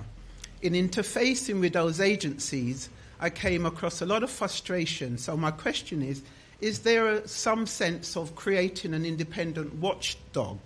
Because what I found was, when I had issues, and I'm not going to go into them, but when I had issues, the very same agencies investigated themselves, and it took years, and it's still going on, where you don't have an independent place to take your complaint, and you're going round in circles. So my second question is there any intention, or is there one existing, a watchdog that's independent that you can take your complaints to? So that's... Still want to make a comment? No. All right. Well, audience, thank you. I'm going to hand over. I'm going to hand over to the minister. He will go through the questions as they came to him and respond accordingly. Okay. Hello.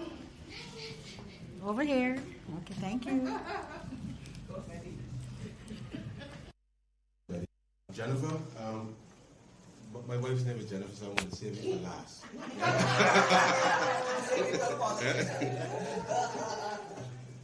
Okay.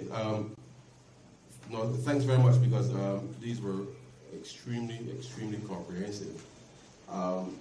So, customer service here. Sarah.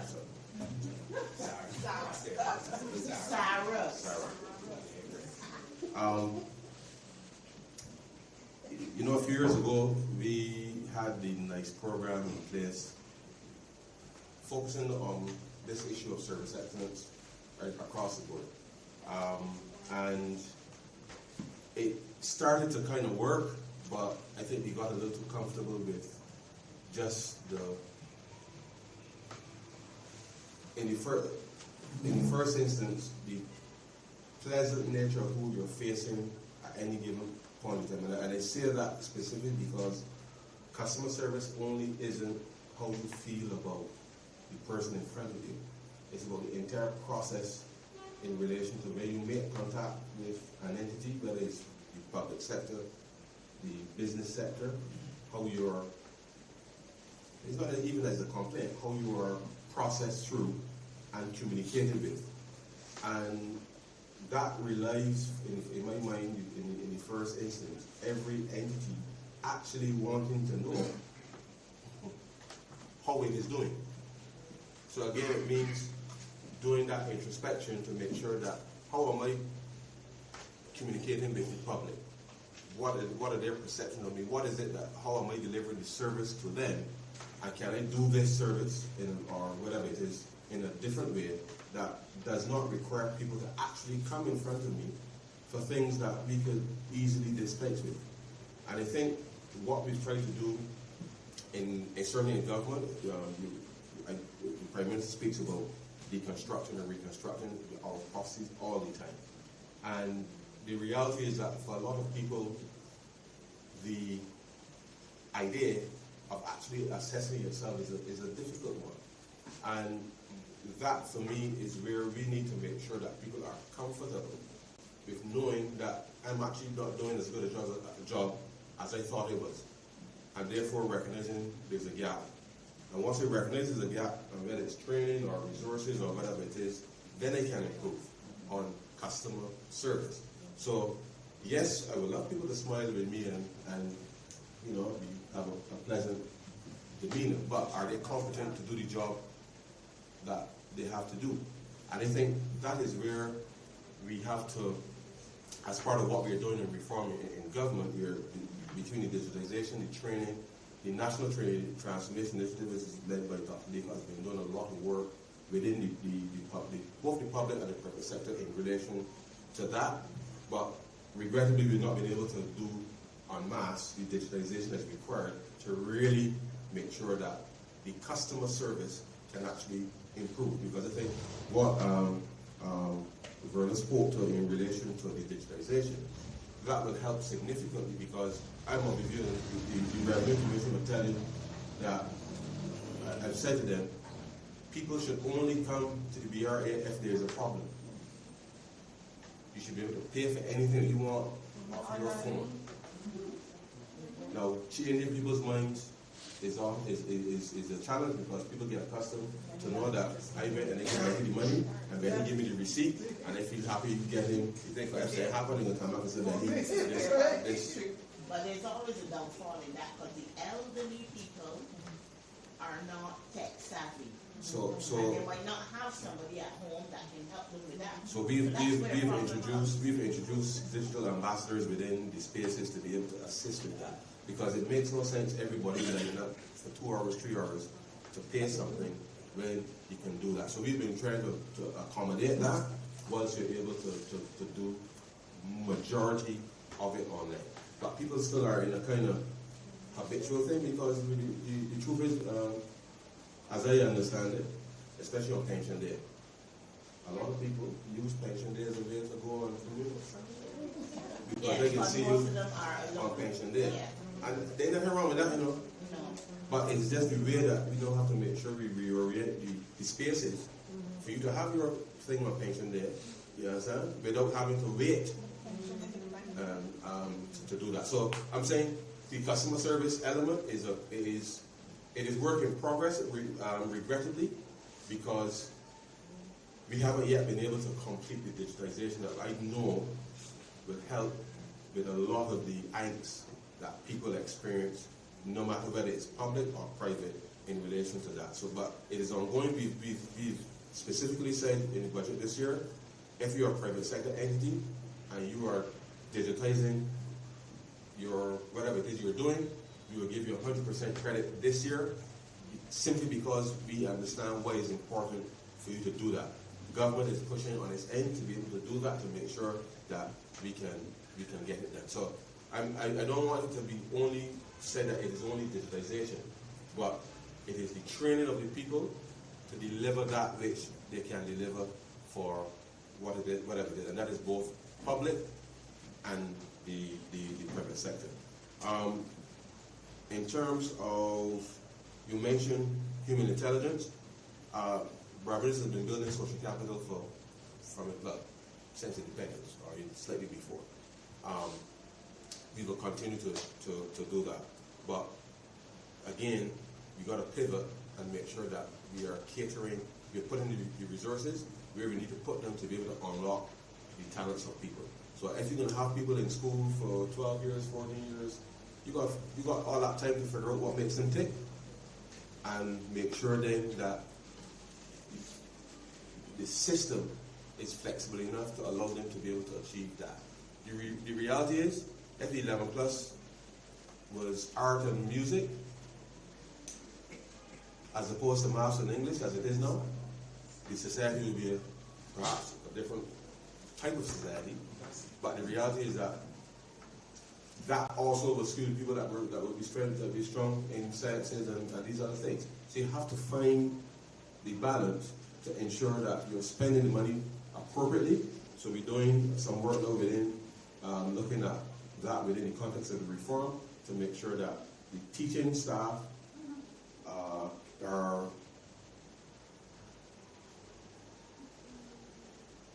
geared, is the right word, to be able to help transform some of that. Rosalind, very quickly, country folk, you mentioned, and infrastructure. So over the last, I think, this is 2024, so there's a project which is being funded by the China Exim Bank that started to rehabilitate a number of the roads in the Scotland district, right? And that in turn area. Why? For some of the very reasons that you indicated. Whenever you put in a road somewhere, things follow. That's basic economic development. So you mentioned the lack of infrastructure around that. So obviously the roads and bridges, that is a 3-4 year project intended to be able to do that. So if you would see all over the Scotland district, not all of them, but obviously they're doing it, these stages. But they're working at doing the infrastructure there so that, one, if you're talking tourism, that the tour buses can traverse those areas and bring business into those areas, so that if somebody wants to set up a shop, a supermarket, or restaurant in those specific areas, that those opportunities can be leveraged. Now, I'm not a geologist, but we all know the Scotland district is prone to slippage. So the support work that they're doing to ensure that the roads are stable, I think they've done quite a bit of designs already to be able to ensure then that persons who are in danger of the land slipping, that they can actually stabilize those areas, not just for transport, but also to make sure that the drainage and all of those things, when the rain falls, that so they've done a lot of work to be able to address that.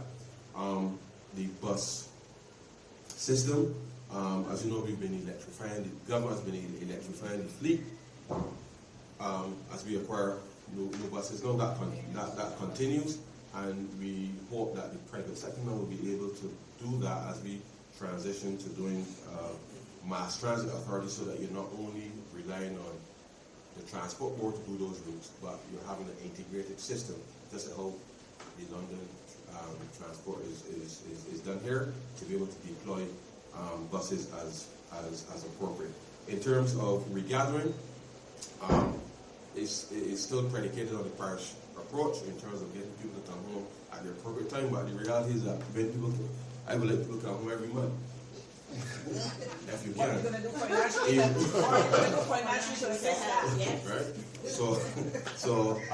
But yes, it's still predicated on having the activities by parish, but people should come home as many times as they possibly can during 2025 is my simple message to everybody. Trust me, there are things to be done in Barbados, and there's no better place to spend your time to spend your time period than working on something to help move the stuff forward. Now, you mentioned the bees, beekeeping, and it's small business.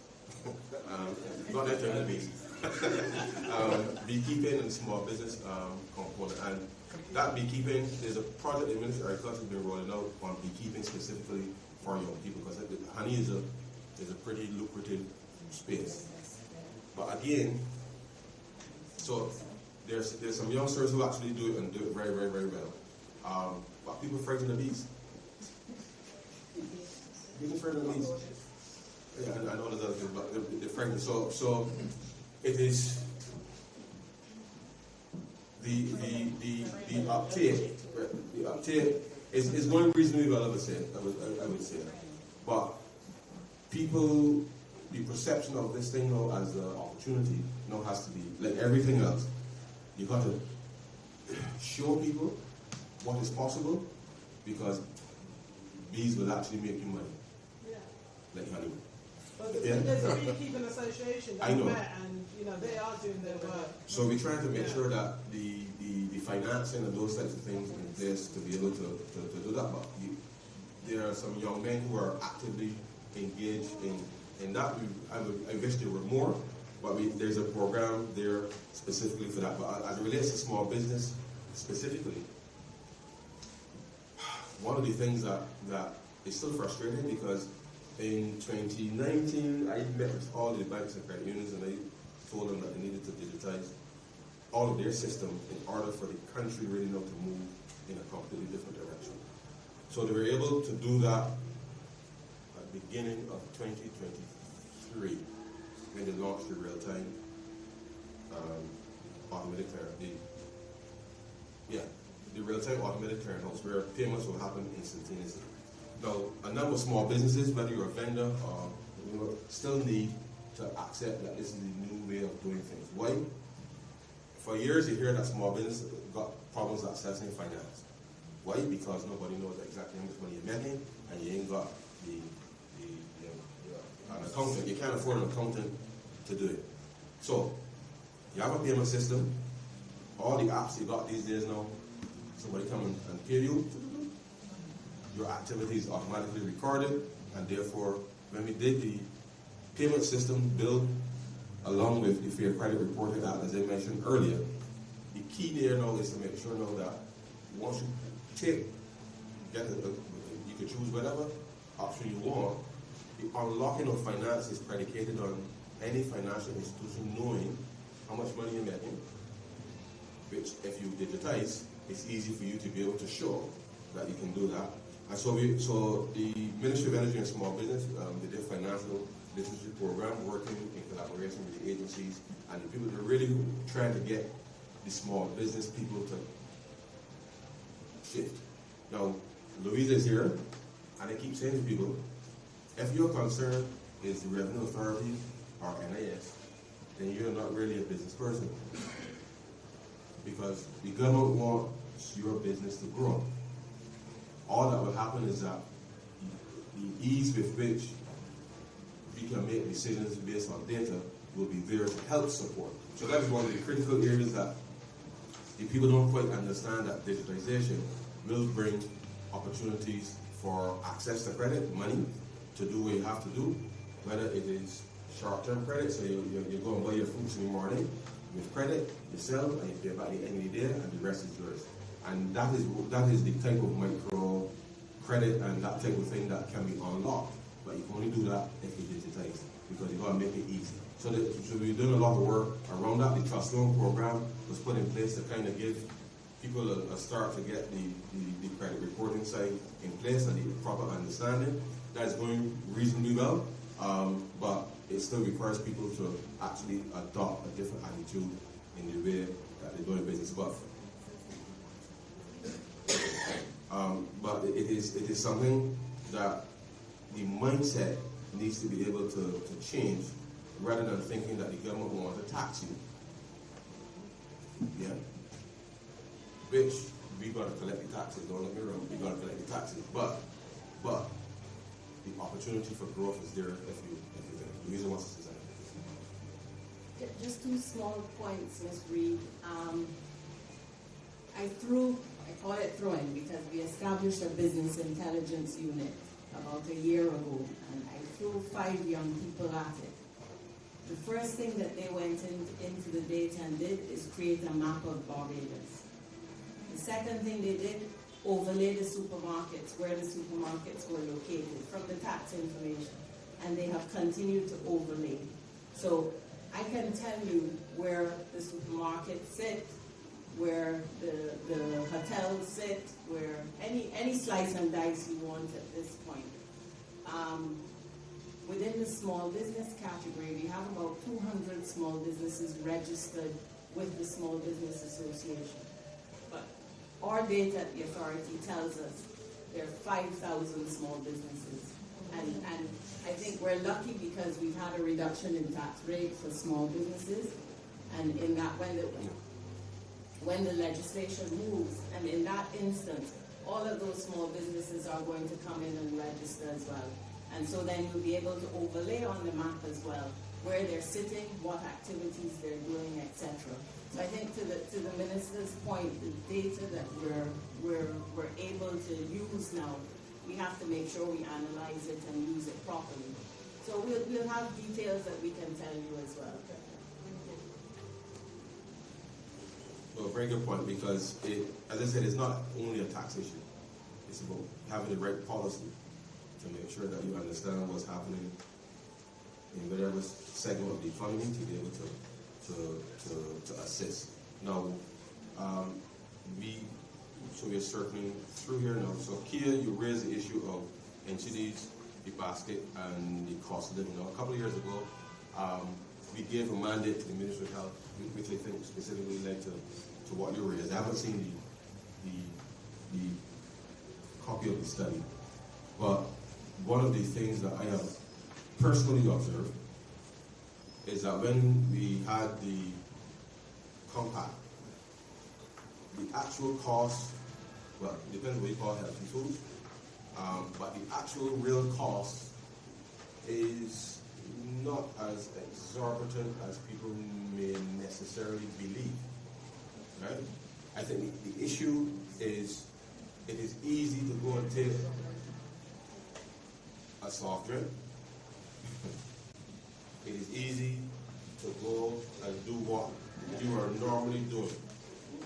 But if when we took the taxes off of the fruits and the citrus and all of that, right? And I'm not saying that everybody necessarily is going to eat the things that, but we met as the social partnership, and we went through the specific list of things that they will reduce their markups on, and what the government will take the taxes off. And so the prices actually are, compared to, I think it was July of 2022 when we looked at it, are actually in some instances lower than what they were in July 2022. Now, having said that, those were for a select group of goods. Everything else, obviously, was not subject to those conditions. Now, I'm not telling you that that was the range of healthy foods, but I think there's sufficient there that, certainly of fruits and vegetables, that was, you could argue about the level of the price, but compared to everything else, is there. Now, we wanted to focus on the tax in relation to those things that are salty and driving the NCDs and those types of things, not as just as a mechanism to try to make sure that we can recover what we're putting out in relation to the dialysis and the things that are the complications, we put that way, of treating these things. Because if you don't do something to shift behavior, then people will just continue to consume. But I certainly look forward to seeing the study in relation to what is being proposed, because I don't have a difficulty with right-sizing where it is. What my concern is that even outside of what we did with the sugar tax a few years ago, I'm still very concerned about, I used to buy a lot of bread on a Sunday evening like most days. Jam puffs, turnovers, curd slices. I love them. Why don't you know no more? Right? So once there's a conversation to be had about the tax, there are things that we're doing in our homes, in the way that we're consuming things, that we gotta, as I said earlier, it really is a difficult thing to have the conversation, because I like to turn over. But I dealt with that because I understand that when you see what's happening to people around you, you say, well, you got press brakes. But I'm just saying, outside of what is being proposed in terms of the processed foods in some instances, the flip side is, what are we doing in our daily lives to be able to do that? I think that's where medical professionals like yourself can help push people in the right direction. Yeah.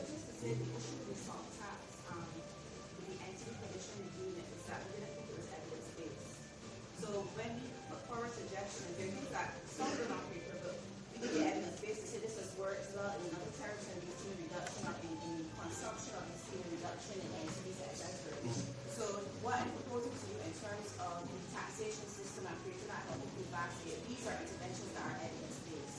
No, I there are a understand. number of NCD-backed studies that are evidence-based, and this is why these are the types of things that we would propose that are protected. And you have taken evidence from in terms of the nutritional policy, the sugar and beverage tax, etc. Yeah. But one thing that we definitely need to look at, because I was saying, the things are comparable, but when evidence speaks for itself, it's hard to tell people that the Food and Agricultural Organization came out and said that the Caribbean is one of the most expensive places in the world to afford healthy foods. 50% of persons in the Caribbean cannot afford to eat according to nutritional guidelines. So these are all statistics that we have in hand, and we know it's a problem. So that's why I brought it up, because I just wanted to clarify that. So there's anecdotal evidence what we see on the shelf, but then the studies seem to suggest that while there are adjustments have been made, and we're happy for that, that there is room for improvement. No, I agree. No, one of the things that the Ministry of Agriculture is doing, there's a plan in place to be able to get to a stage where we can export about 50 containers of sweet potatoes a week. Now that's a very ambitious plan, right? But part of the discussion about healthy food is that the first thing we got to do is stop eating so much chips with the other potatoes, and actually get the consumption of the right type of potato, because with the best food in the world, we like starch. So therefore, what we consume is going to make a difference in the long run. So I'm saying that to say that it still comes down to, because I've seen people switch from the regular Coke or Sprite to the zero. But to me, I'm just saying this. I'm just saying it's a soda. But at least it supposedly ain't got the sugar. Supposedly.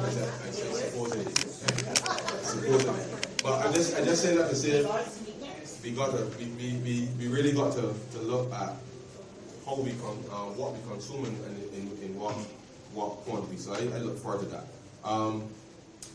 Further, we do have a double taxation treaty with the UK. So unless they plan to come out of the treaty, that thing, which is entirely possible. I don't know. I've not seen anything. But right now we are reviewing all of our double taxation treaties in relation to that. Having just come from the OECD in relation to what we're doing with global minimum tax there. If there are Barbadians in here who have in companies that are grossing more than 750 million euros when the year comes, I'm very happy because I want you to come home. So rather than pay the taxes up here, you pay the taxes home. But the point is, we've gone through a whole set of discussions in relation to what is going to happen with these tax matters. Of course, as with everything, people are still trying to find ways to keep themselves relevant. That's the world that we're living in, and I will say no more on that. But Export Barbados, in relation to products, you mentioned the stuff in the market and getting the agent products. The reality is that has to be a business proposition for somebody to be able to execute.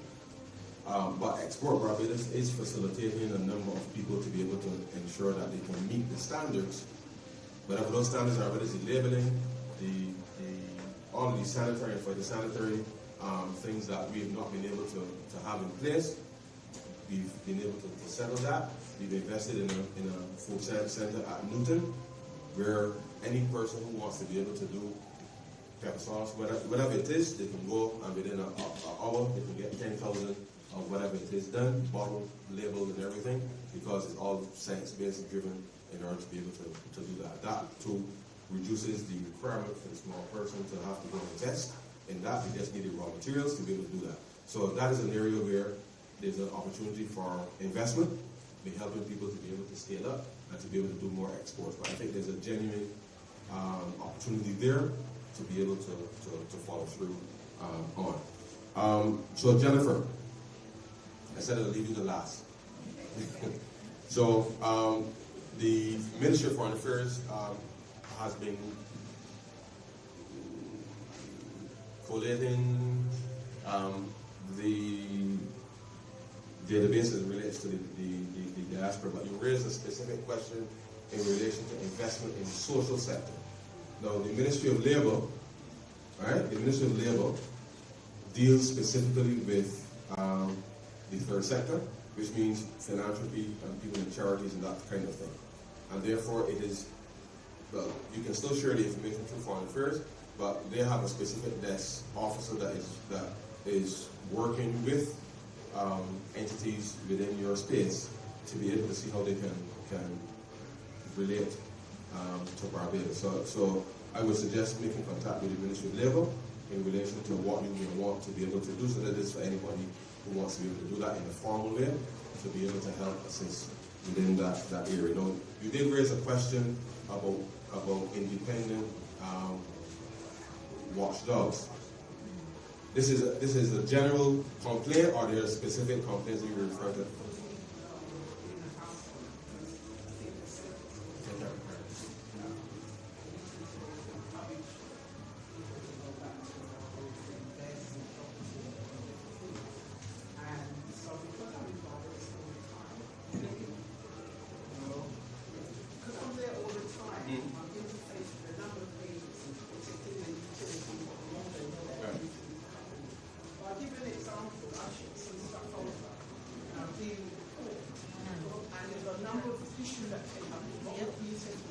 Barbados is how things are. But that's not good enough. Because sometimes it's not acceptable. So I'm saying, when I've had to raise complaints because of my own personal issue, there's nowhere to take them. So I'm dealing with the actual organisations, and their government organisations. I'm dealing with the organisations who are dealing with their own complaints.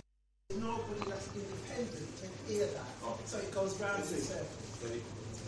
Right. So,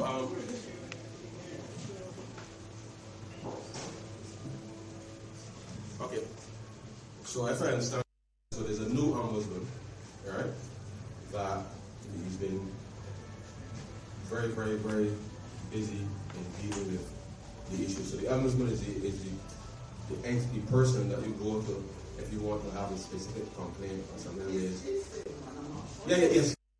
Yes. So he was appointed something last year, and he's been at work. But my office has been contacted in relation to connecting matters in relation to that.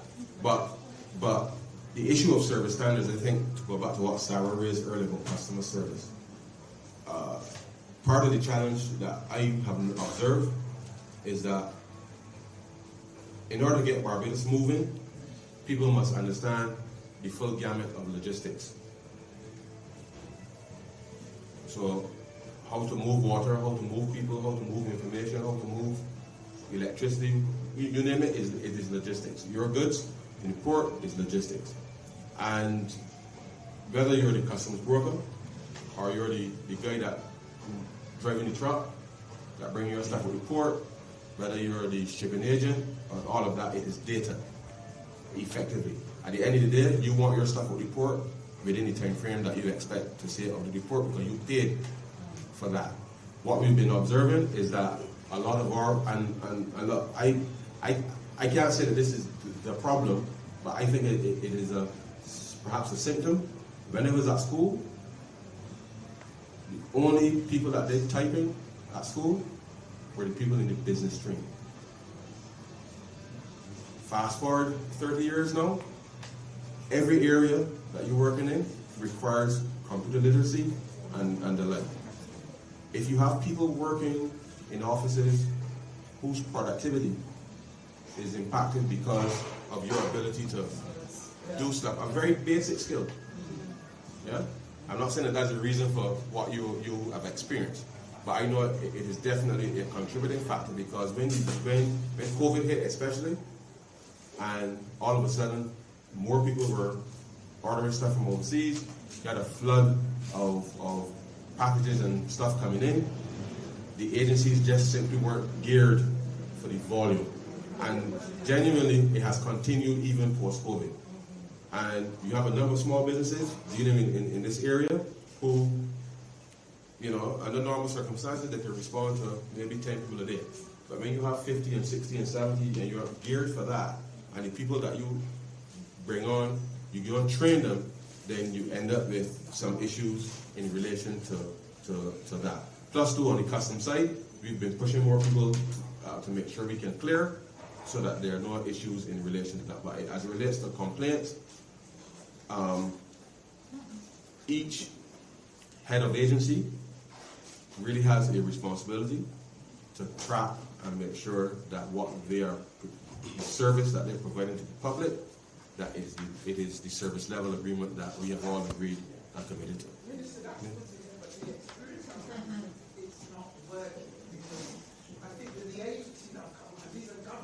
Yes. Utilities and otherwise.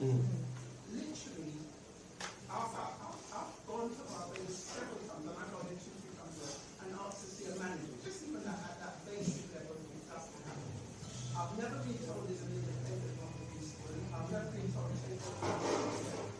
it goes round and says. But if you have a specific problem against a utility, the FTC is there to deal with that because they are service level agreements that they all have to adhere to, and if there's an issue, they have to compensate you according to what the rules are. But as it relates to government, as I told you, I accept that as we are changing things, it is not happening fast enough that allows for you to know that the intervention that you require, that you can get. Now, as I said, I don't know what the specific issues were, but it is not acceptable that if you've made contact with an institution that they haven't.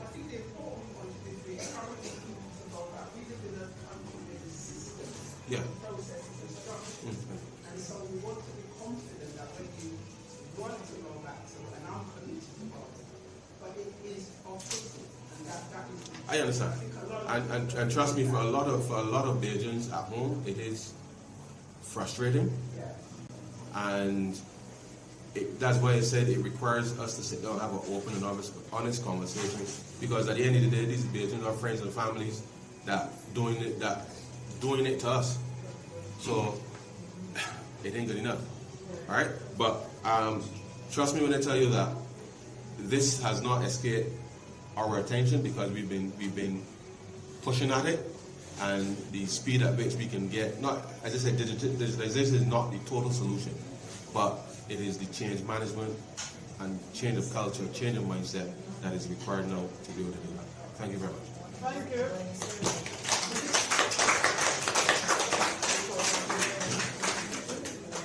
We never have time when we're talking about our issue. The thought always goes again.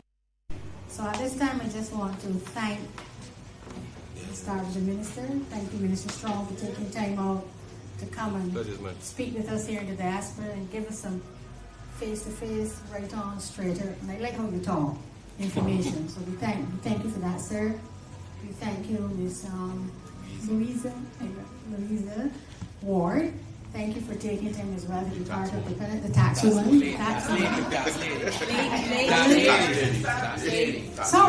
lady.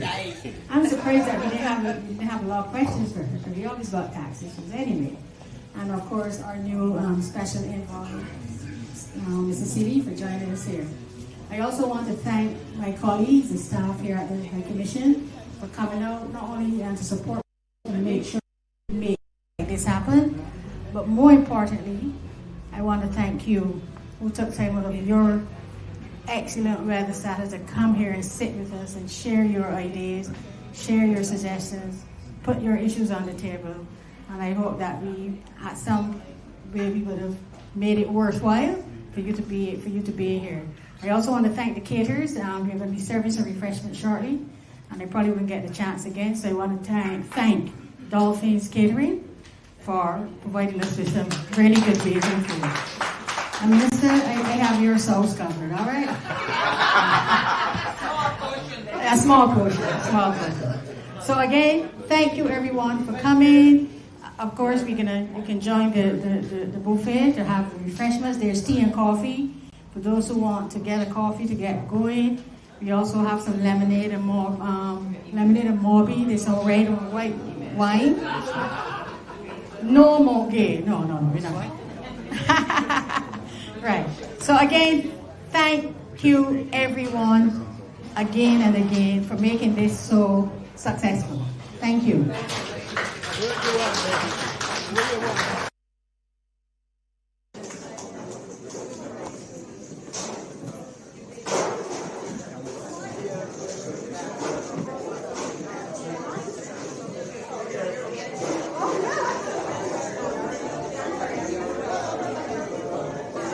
Of course, we have our street light in the house. We want to thank you too, especially for making us look important. No problem. I just want to ask him. Yeah, no problem.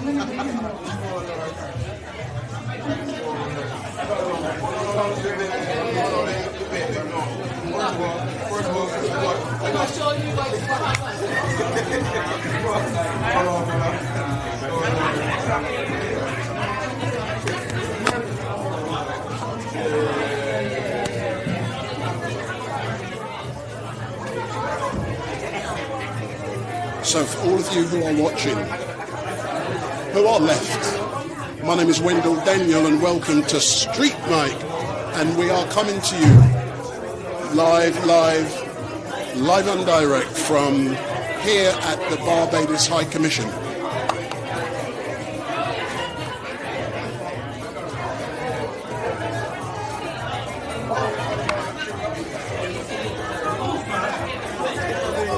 And what I do plan to do in a few moments is to speak to the Minister, and I've got a very specific question to ask him in regarding reparations.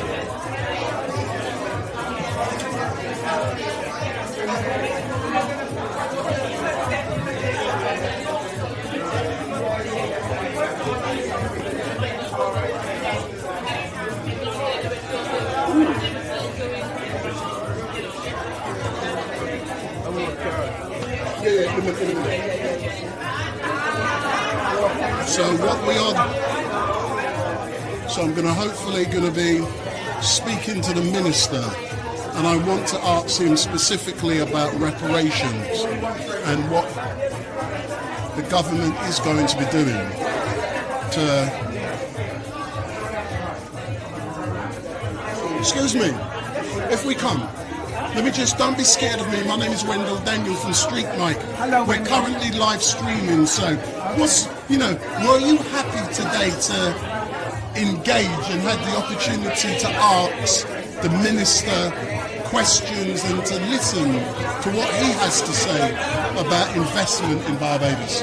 Yes, I was happy because I think these forums don't happen enough. Yeah, and so. And what was positive is that he did listen and he attempted to answer the questions and he took his time to do that. And I think, but I want to also see action because I think sometimes we can talk. It's a lot of talking. There's a lot of talking, so I want to see the action. So when last have you been back to Barbados yourself? I was in February and I'm actually going. So how was that for you going back home? Oh, it's home. Let me tell you this. I travel a lot, but when I land in Barbados, it's definitely home. It's definitely home. So describe, you come in at Grantley Adams International Airport, that plane door open, boof! What's that like? The heat is the first thing that hits you. But also, there's a real feeling of connection. I can't describe it because I don't feel it anywhere else in the world. And it is just something about going back to the place of your birth, of course, and having a connection there. I think that's what it is. But the reality there are things that need fixing. So I'm encouraged that the government is at least beginning to review, to acknowledge and be willing to do something about it. So that's what today was about. So I'm hoping that some action follows. Excellent. So thank you very much. You're welcome. I'm not going to. So that was the High Commissioner. It's coming. Yeah. I tried to get the High Commissioner there, but thank you very much. But Betty, come forward. I'm not going to let you go. So you are the attaché. So what's your assessment on what we've heard and seen today? Very good, very good. It's always great when we have ministers coming into the diaspora, being able to engage at this level, because you get more, how do I call it, when it's face to face like that. Yeah.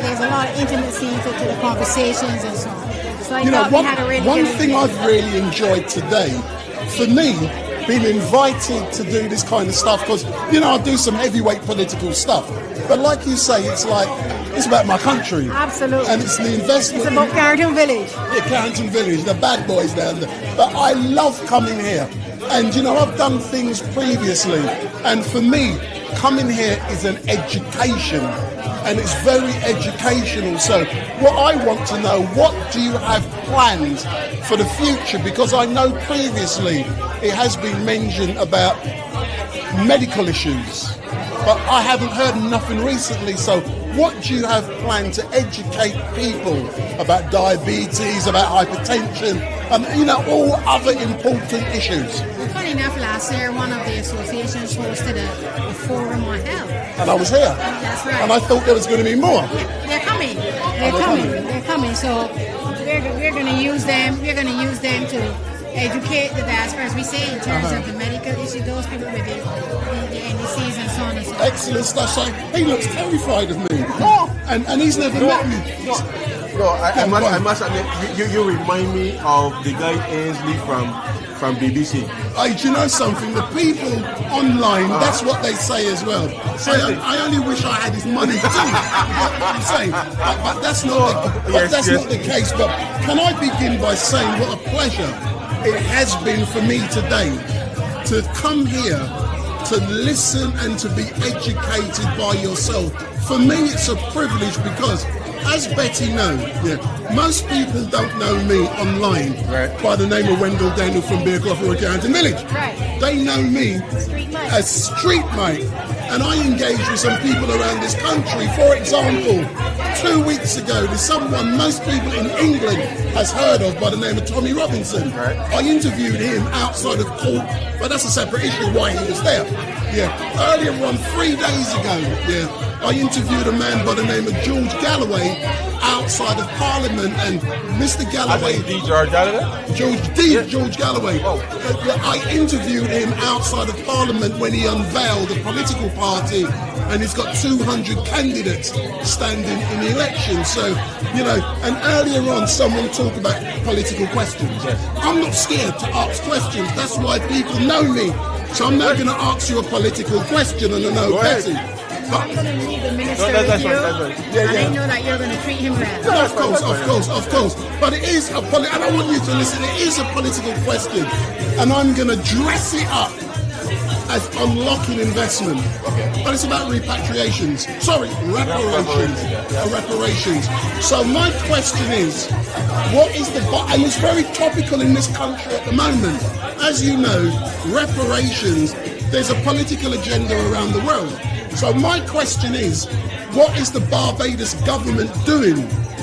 What is the government doing to compulsory purchase 600 acres of Drax Hall and then release that money for the people of Barbados to invest?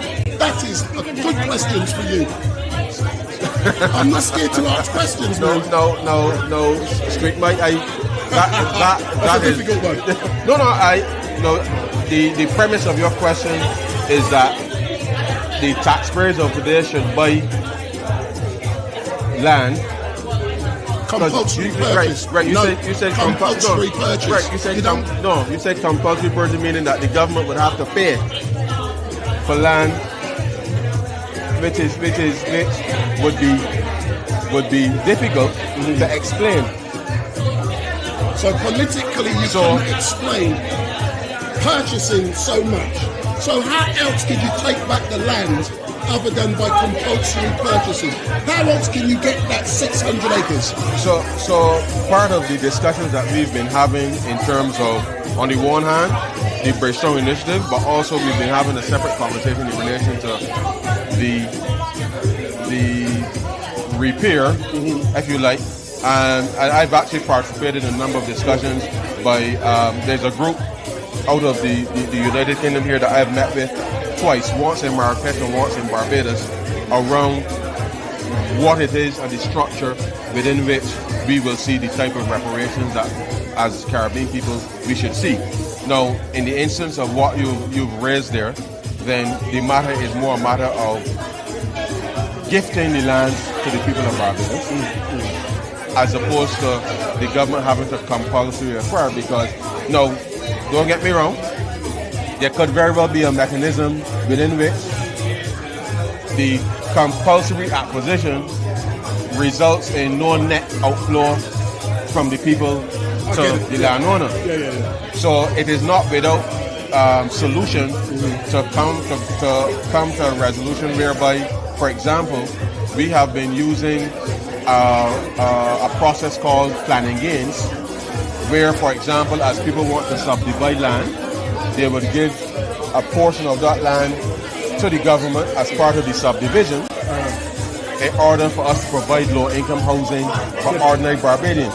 So I'm saying to you that we have been quite creative in fostering investment, and if the persons are listening very carefully, the government of Barbados has always been creative and willing to work with investors to be able to unlock opportunities for Barbados. So in the context of reparations, it is not unheard of for the government to be able to acquire land without having to pay for it. And I know that these are not, I've seen the protests obviously here in the UK in relation to this very matter.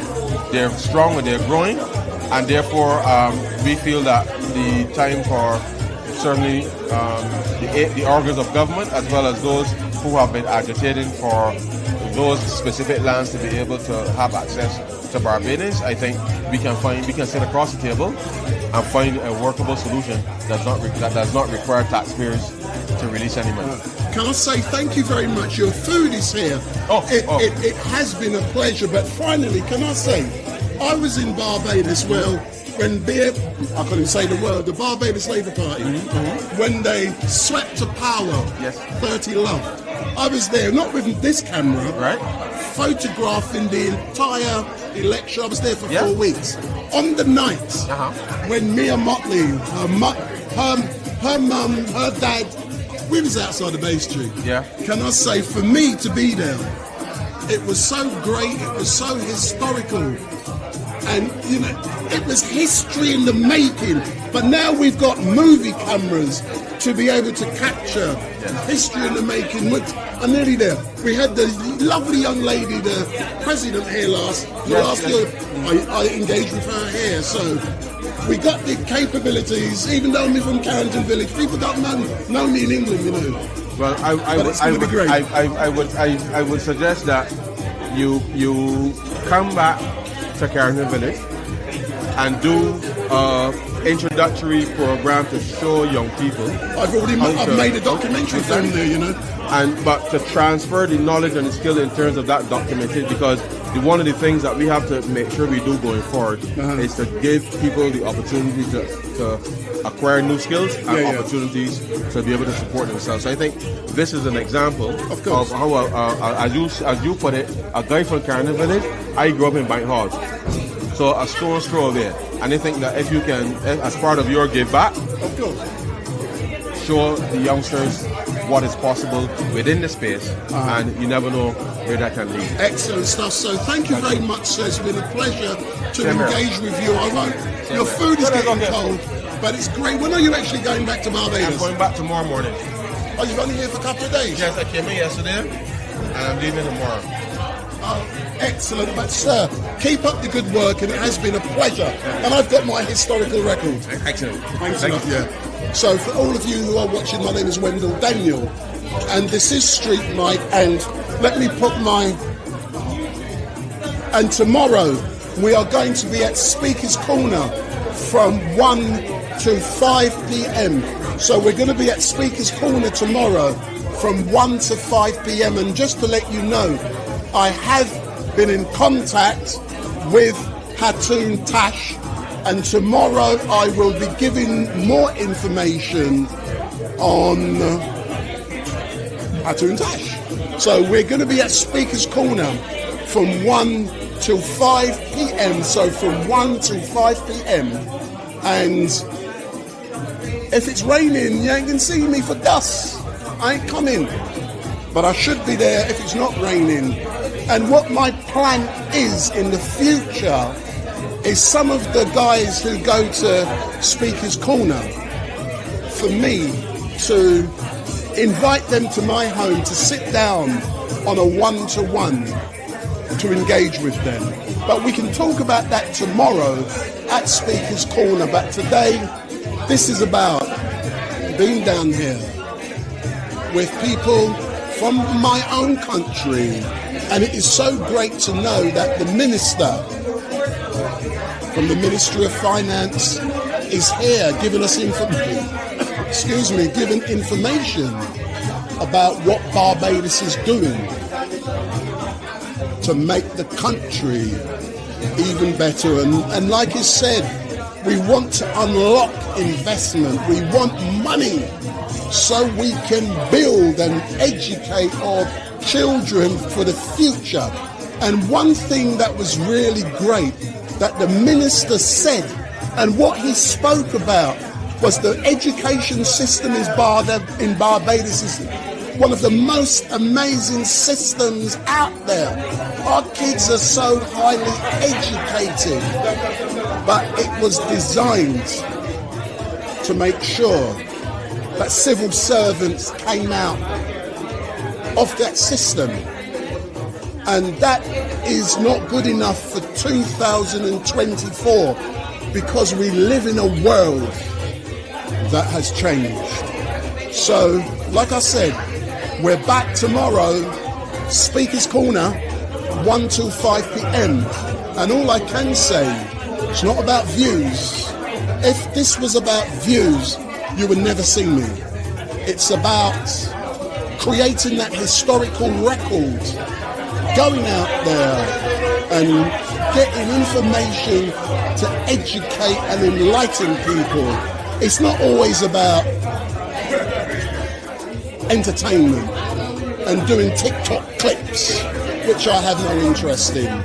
It's about doing something like this, which is so important. So all I can say is thank you very much for watching Wendell Denham from Street Mike, and we will be back at 1 o'clock tomorrow at Speaker's Corner, and I will be there from roughly 12:15. If you're lucky, I might go beyond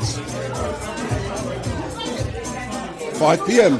So I'm there 1 till 5 p.m. tomorrow. 3 o'clock, an announcement about Hatun Tash. So my daughter's just sent me a message. Let me say hello to a couple of you guys. So just filmed really big up. Princess Angela, Adam 87, Sloop Pell, big up.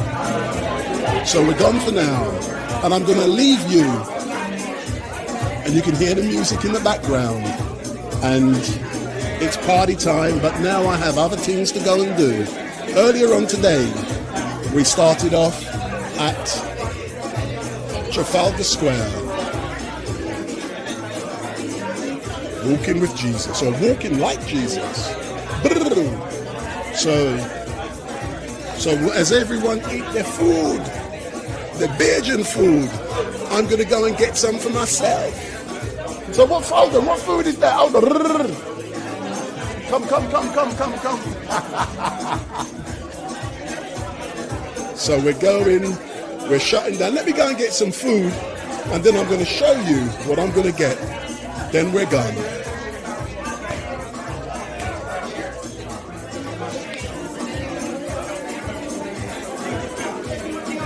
I'll be with you soon. I'm just showing people what I'm getting.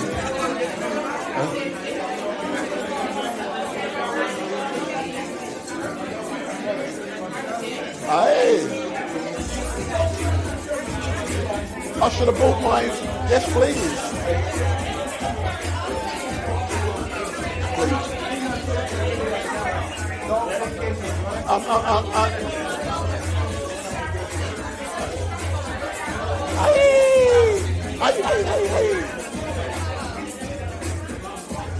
Thank you very much. Thank you.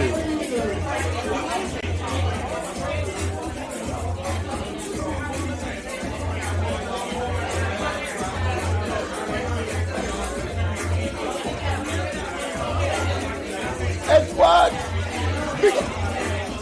Let me try and get her.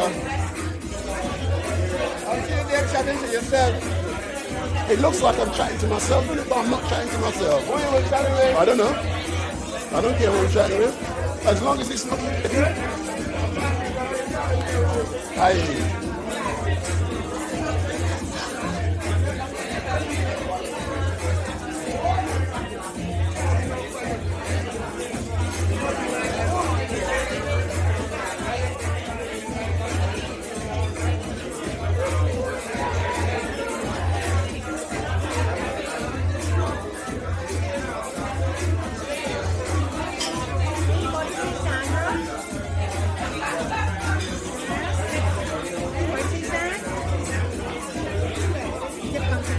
Yeah, man.